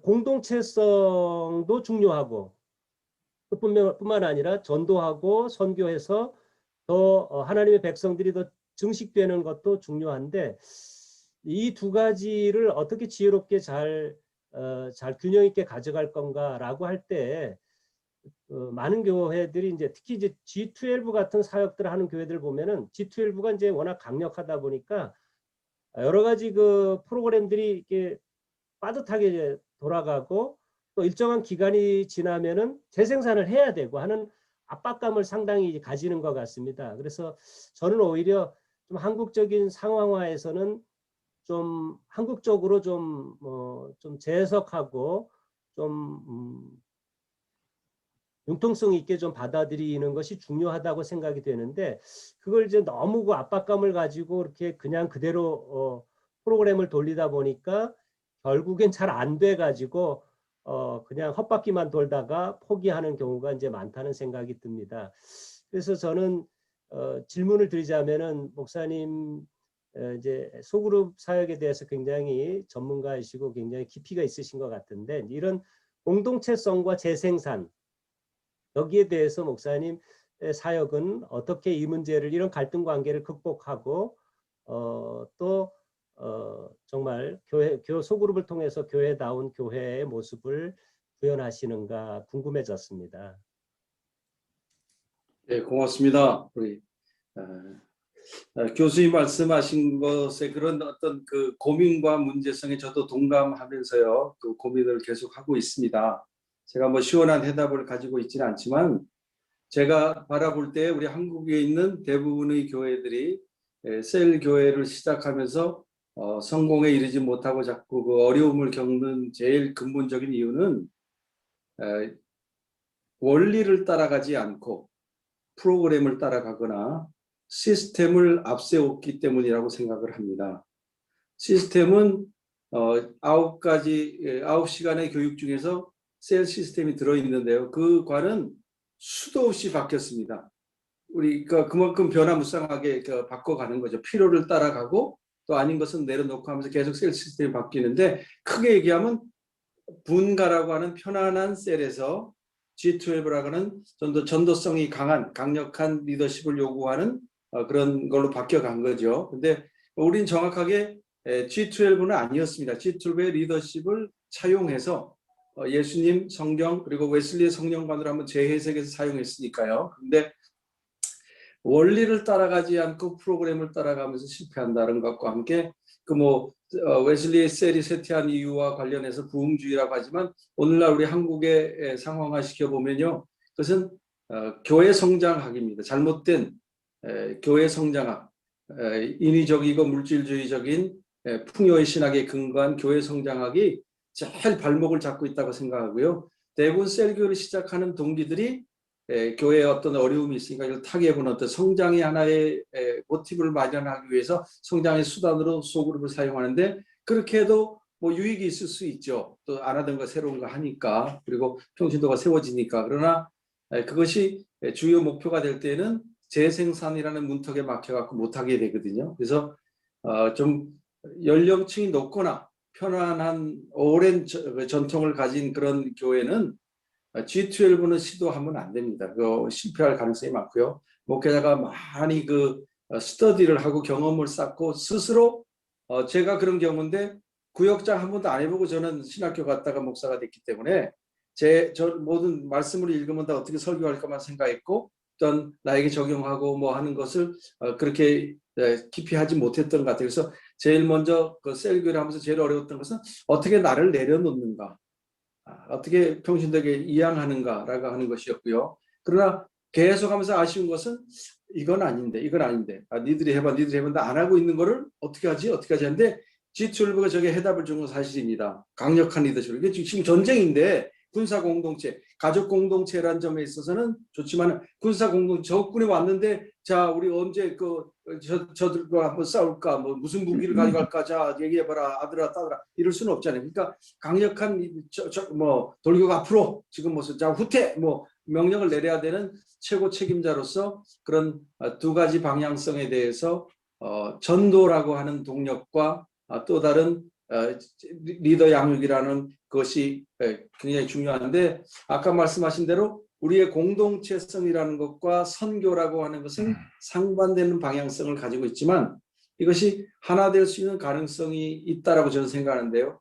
그것이 저희 런던 행복한 교회의 경우에는 동유럽 선교의 현장에서 주로 이루어졌고 깨지면서 새로 형성이 됐습니다. 그러니까 거기서는 누가 얘기 안 해도 25명이 가면 25명이 전원 팀워크가 하나가 돼가지고 움직여야만 돌아가니까 또 말이 안 통하는 나라를 데려갈수록 더 효과적이었는데요. 말이 안 통하니까 어떻게 합니까? 그냥 주님만 의지하고 그냥 도구야 가서 그냥 손잡고 울기만 했는데 그 사람이 회심하고 이런 경우가 있습니다. 나중에 현지 목회자가 설교를 하면서 앞으로 나오라 그러면 나오고 간증해라 그러면 내가 어떻게 예수님 내가 사실 알았는데 잘 못 섬기다 지금 예수님 섬기게 됐습니다. 오늘 내 마음의 위로가 됐습니다. 나는 오늘 여기서 긋고 죽으려고 했는데 이런 자리에서 하나님 인도해 주신 것 같습니다. 막 이런 고백들을 실제로 같이 보고 들으니까 아까도 말씀드린 것처럼 영적 DNA가 같아지는 거예요. 영적 DNA가 같은 그룹이라고 하는 것은 굉장히 중요한 공동체성이라고 생각이 됩니다. 그래서 그 해답이 일종의 어떤 아웃리치일 수도 있고요. 뭐 그것도 하나의 방법으로 생각하면 문제가 될 수도 있겠지만 같이 공동의 경험, 삶을 나눈다라고 하는 것이 그냥 집에서 편안하게 음식 나누고 하는 것뿐만 아니라 공동체를 이루어서 선교도 가고 공동체에서 전도도 하고 공동체에서 자기 교회의 어떤 전통과 특성에 따라서 또 그 지역사회에서 할 수 있는 일들을 같이 할 때 같이 그것도 이루어질 수 있지 않나 생각하고 제일 중요한 것은 원리를 따라가야 되지 방식을 따라가서는 실패하기가 쉽다. 더구나 성장만을 추구해서는 자연적으로 성장이 되고 재생산이 되지 셀 모임 자체가 전도를 위한 소그룹은 아니거든요. 전도가 이루어졌죠. 그렇지만 이미 전도의 동력을 가지고 있던 웨슬리의 환경과 우리가 다른 것은 우리가 전도의 동력을 다 잃어버리고 있잖아요. 한국은 옛날에는 개척교회 깃발만 꼽으면 본교회가 있는 장로님들이 다 새벽기도 나오고 뭐고 다 헌금해주고 그 목회자들에서 목에 살렸잖아요. 다 사랑하고 돌봐줬잖아요. 근데 지금은 누가 쳐다보면 개척교회라고 하는 단어조차 없어질 지경인데요. 그러니까 너무 환경이 달라서 그야말로 우리 한국의 상황에 적응하기 쉽지 않겠지만 아까도 드린 말씀처럼 우리 대부분의 초기 리더들이 교회를 경험해보지 못했던 것이 좋은 일이었는데 거꾸로 오랜 전통을 가진 교회일수록 신중하고 연구를 잘하고 할 수 있는 것부터 성공의 경험을 쌓아가면서 해야 되지 않는가. 청년회를 잘해서 모델로 해서 청년에서 위로 하나 올려서 청장년부 또 올려서 하고 나중에는 권사회까지 올리고 뭐 이렇게 할 수 있겠는데 처음부터 막 바꿔놓고 목사님 스터디도 안 하고 경험도 안 해보고 막 하니까 어려움이 더 있지 않는가. 시스템을 따라가면 안 된다. 저는 그 부탁을 드리고 싶습니다. 예, 잠깐만요. 우리 박재규 목사님 손 들어주셨고요. 지금 시간이 이제 5시 45분인데 바쁘신 분들은 이제 평상시 세미나보다 조금 길어지고 있는데요. 그냥 자리를 이제 떠주시면 되겠고, 그러나 또 중요한 주제고 많은 분들이 관심이 있는 대화이기 때문에 우리가 한 15분 정도는 최소한 공식적으로 더 진행을 했으면 하는 바람입니다. 괜찮으시겠죠? 그래서 개인적으로 약속이 있으시거나 하신 분들은 이렇게 나가셔도 괜찮을 것 같고요. 계속해서 한 가지 이제 제가 말씀드리고 싶은 것은 이제 공지사항인데요. 여러분이 나가시기 전에 메시지 채팅창에다가 여러분의 그 전화번호를 좀 남겨놓고 가실 수 있으면, 혹은 그걸 개인적으로 저나 임경묵 전사님 앞으로 그걸 이렇게 클릭하면은 보낼 수 있는데요. 그렇게 해서 남겨주시면 앞으로 저희들 연락드려서 저희 웨슬리 연구소 카톡방에 초대해서 저희들의 행사를 이렇게 좀 업데이트해서 계속 알려드릴 수 있을 것 같고요. 그렇게 해서 앞으로 이런 교제가 이어질 수 있었으면 좋겠습니다. 자, 그러면 계속해서 진행을 하도록 하겠습니다. 우리 박재규 목사님 말씀해 네. 주시죠. 반갑고요. 지금 제가 얘기 안 하면 후회될 것 같아서 질문이라기보다도 우리 김석천 목사님은 저하고 신학교 동기고요. 우리 홍건표 목사님하고 같이 동기인데 홍건표 목사님이 이 세미나가 있다고 그래서 소개를 받아서 제가 사실은 얼굴도 보고 그렇게 할 내용보다는 죄송합니다. 내용보다는 얼굴 보러 왔는데 강의를 듣고 보니까 제가 이제 남은 목회도 얼마 안 남았지만 그 굉장히 소그룹 웨슬리 소그룹 목회를 잘 원리를 정리하는 그런 시간이 너무 귀한 시간으로 됐고요. 그리고 이제 질문이라기보다는 저는 이제 몇 교회 목회를 하면서 전통적인 교회에 바로 전임 목사님이 셀 교회로 전환시켜서 그렇게 했는데 사실은 제가 이제 그분이 갑자기 돌아가시는 바람에 제가 가서 보니까 셀교회라고 했어요. 근데 겉만 셀교회지 그게 잘 정말 지금 아까 그 김석천 목사님 말씀하신 대로 그 원리를 따라가지 않고 프로그램을 따라가는 바람에 정말 속된 말로 오합지졸이라고. 그래서 제가 목회자로서 어떻게 해야 될지 모르겠더라고요. 그리고 또 하나는 거기 청년들이 이제 셀 목회를 하는데 청년 리더를 부목사로 하나 세웠는데 제가 가니까 그 부목사가 담임 목사예요. 새로 간 담임 목사의 리더십에 안 들어와요. 결국에는 그 청년들이 한 7, 80명 제가 개척해서 내보냈어요. 그래서 거기는 뭐 그런 대로 잘 또 뭐 셀 교회로 성장을 하고 있어요. 근데 이제 그때 여러 가지 그 이야기들이 많이 있었는데 저는 이제 그래 그것이 셀이면은 그렇게 해서 분가시켜서 하는 것이 옳다. 그런 생각을 했고요.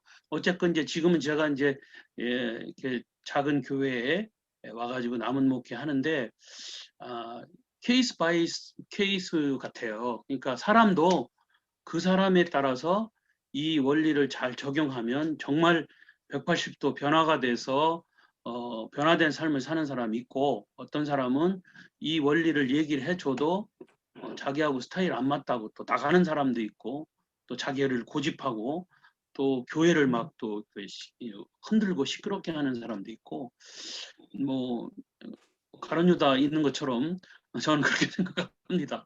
그러나 어쨌든 지금 말씀하신 것처럼 원리를 따라가는 것이 중요하다는 그런 말씀이 다시 한번 제게 와서 큰 도움이 됐고요.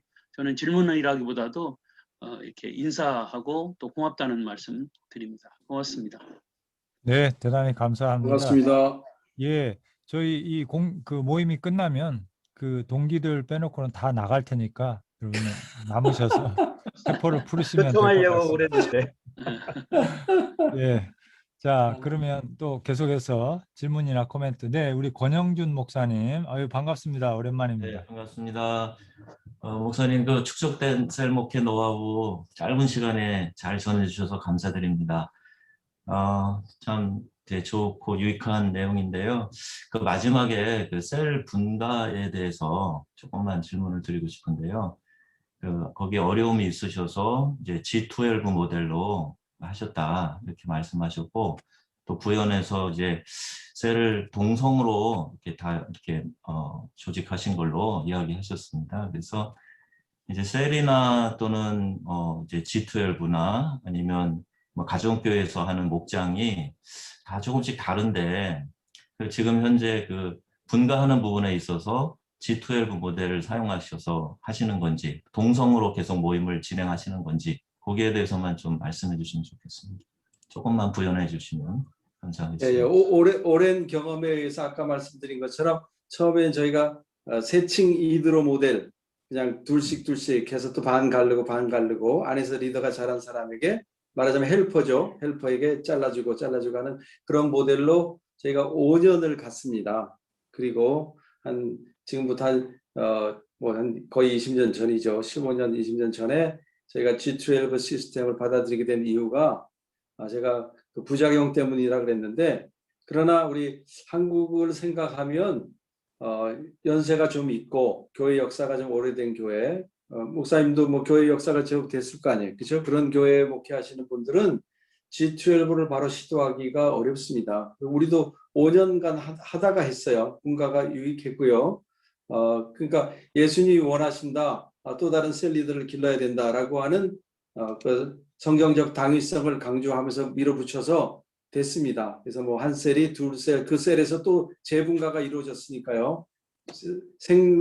재생산된 셀이 또 재생산을 해야 그게 건강한 셀이잖아요. 그걸 증명할 만큼까지는 갔는데, 그게 이제 그 교회의 상황과 맞아야 된다라고 생각하고요.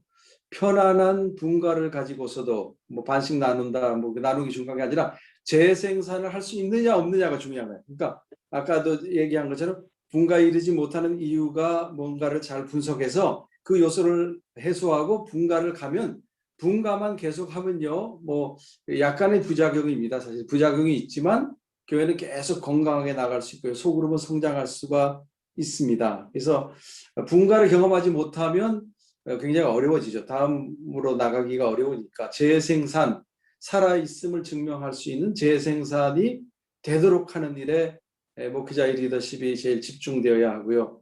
거기에 리더들이 집중되어야 하고 우리 리더들은 제가 분가되어야 한다고 하니까 분가를 한 것 같아요.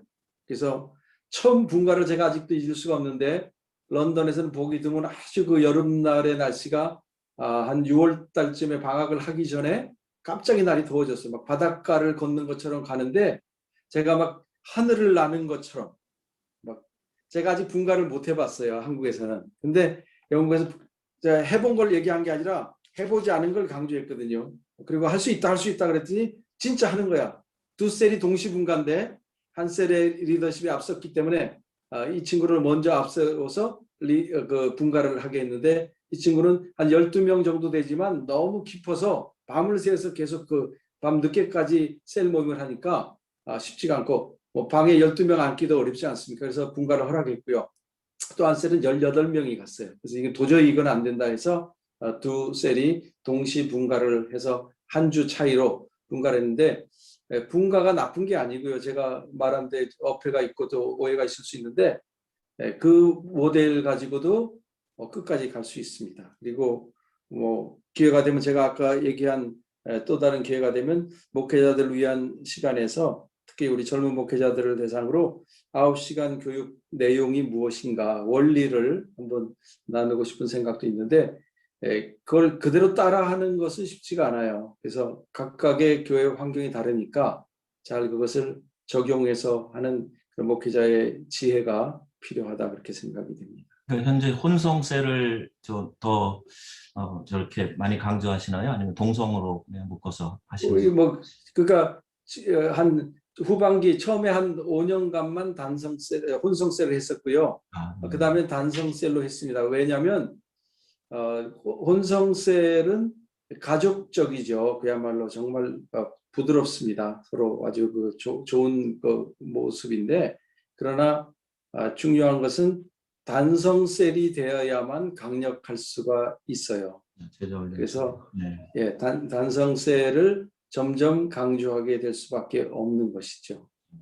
그것이 네, 알겠습니다. 또 말씀 안 하신 분 중에 좀 코멘트나 질문 주시면 채팅창에 질문 하나 올렸는데 보셨나요?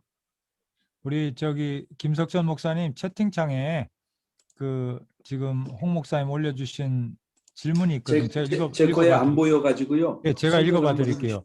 예. 그 사무총회 같은 데서 하는 그런 셀 조직을 이제 인위적이라고 아까 말씀하셨는데 그렇다면 이제 행복한 교회는 어떤 방식으로 자유롭게 분가하는가요? 이렇게 물어보셨어요. 그러니까 이제 셀 조직의 제일 상부 조직이 리더 아닙니까? 리더들의 모임이다. 리더들 중에 리더들의 모임을 뭐 그런 얘기도 우리가 필요한데 우리 일부 우리 한국 교회들은 결정하는 리더들과 교회 사항들 결정하는 뭐 예를 들면 당회원 혹은 뭐 어떤 안수 집사님들의 뭐 결정할 리더들과 사역하는 리더들이 분리되어 있잖아요. 이것이 이제 힘들죠. 목회자에게 힘들게 하는 건데 그것을 이제 일치시킬 수 있다면 일치시킬 수 있는 게 좋고요. 저희도 헌법을 어기지 않기 위해서 고민했습니다. 왜냐하면 두 회중, 한 이름, 한 비전, 한 담임 목사니까 그런 게 우리 헌법에 없잖아요. 그러니까 어기는 게 안 되려고 애를 썼는데 헌법을 준수하면서 하는 범위 내에서 우리가 생각해낸 방법은 시니어 리더들을 집사로 임명하는 거였어요. 집사 이상의 직위는 없었고요.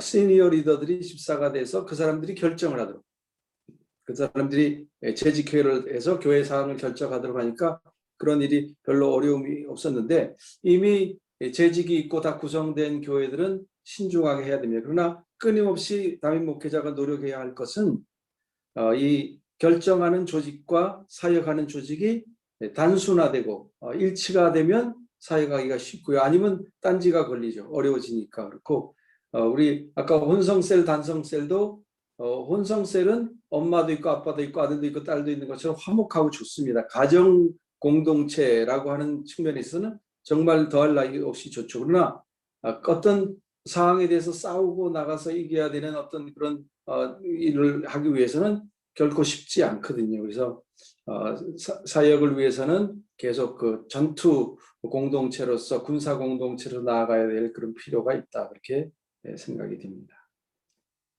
네, 감사드립니다. 그러면 이제 거의 시간이 됐는데 마지막으로 혹시 좀 말씀하실 분 계시면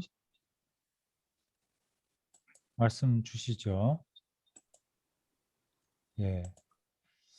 제가 한 가지 약간 느낌이 뭐냐면 소그룹 운동, 소그룹 사역의 목적은 성장이 아니고 교회 성장의 도구로 이거를 하게 되면 실패할 수 있다. 이런 취지의 말씀을 기억하는데 그렇다면은 목사님 소그룹 운동, 소그룹 사역의 진정한 어떤 신학적 목적, 이제 그것을 조금 정리를 해주신다면 좀 다시 한번 목사님 말씀으로 들어보고 싶은 그런 생각이 들었거든요.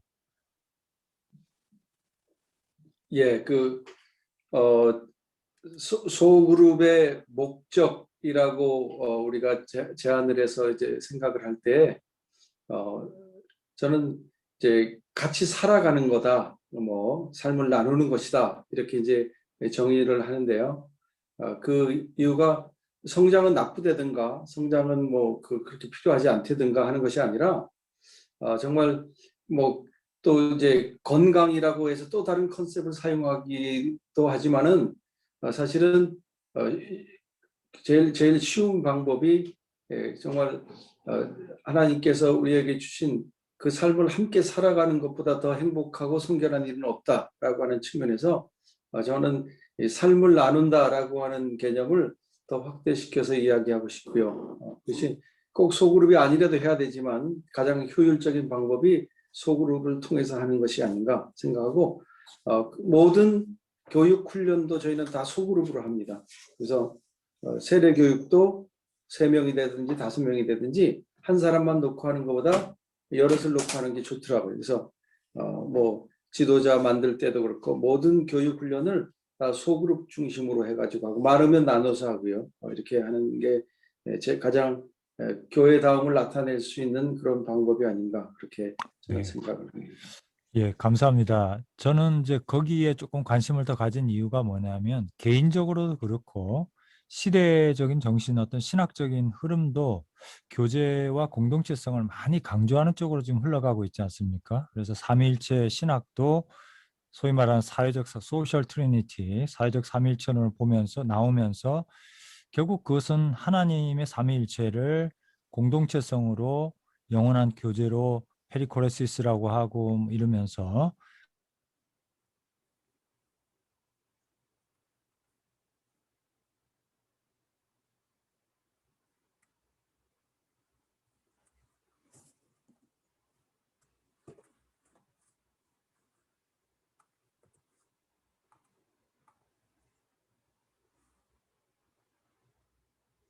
교회 성장이나 전도 이런 것들이 결국 뭐냐면 하나님이 기뻐하시는 그 영적 교제, 참된 코이노니아의 확장으로서 또 그것을 다른 사람들에게 선물하는 것으로서의 그리고 함께 하나님의 삼위일체적인 교제 속으로 우리가 초대받는, 그래서 요한일서 1장 1절에 나오는 것처럼 복음의 전도라는 것이 다른 것이 아니라 예수님과 우리가 함께 교제하는 것, 그것을 위하는 것이다라고 하는 그런 차원에서 상당히 좀 연결이 되는 게 아닌가, 이런 생각을 좀 해봤습니다.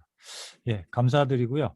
그러면 공식적인 모임을 이제 좀 마무리해야 될 것 같습니다. 거의 2시간, 긴 시간 동안에 시간을 내주셔서 정말 감사드리고요.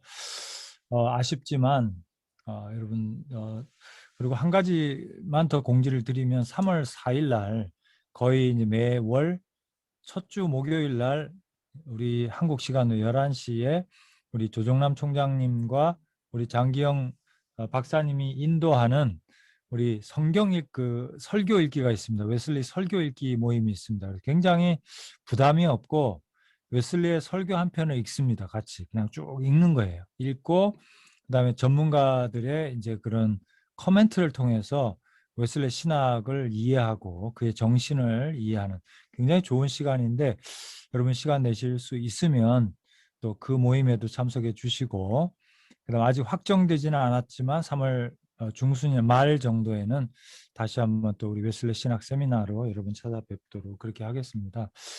진심으로 감사드리고 한번 다 같이 우리 오늘 발제해 주신 김 목사님 그리고 우리 김남식 박사님 또 논찬해 주셨는데 뜨거운 박수로 감사를 좀 드리도록 하겠습니다. 고맙습니다. 고맙습니다. 예, 감사합니다.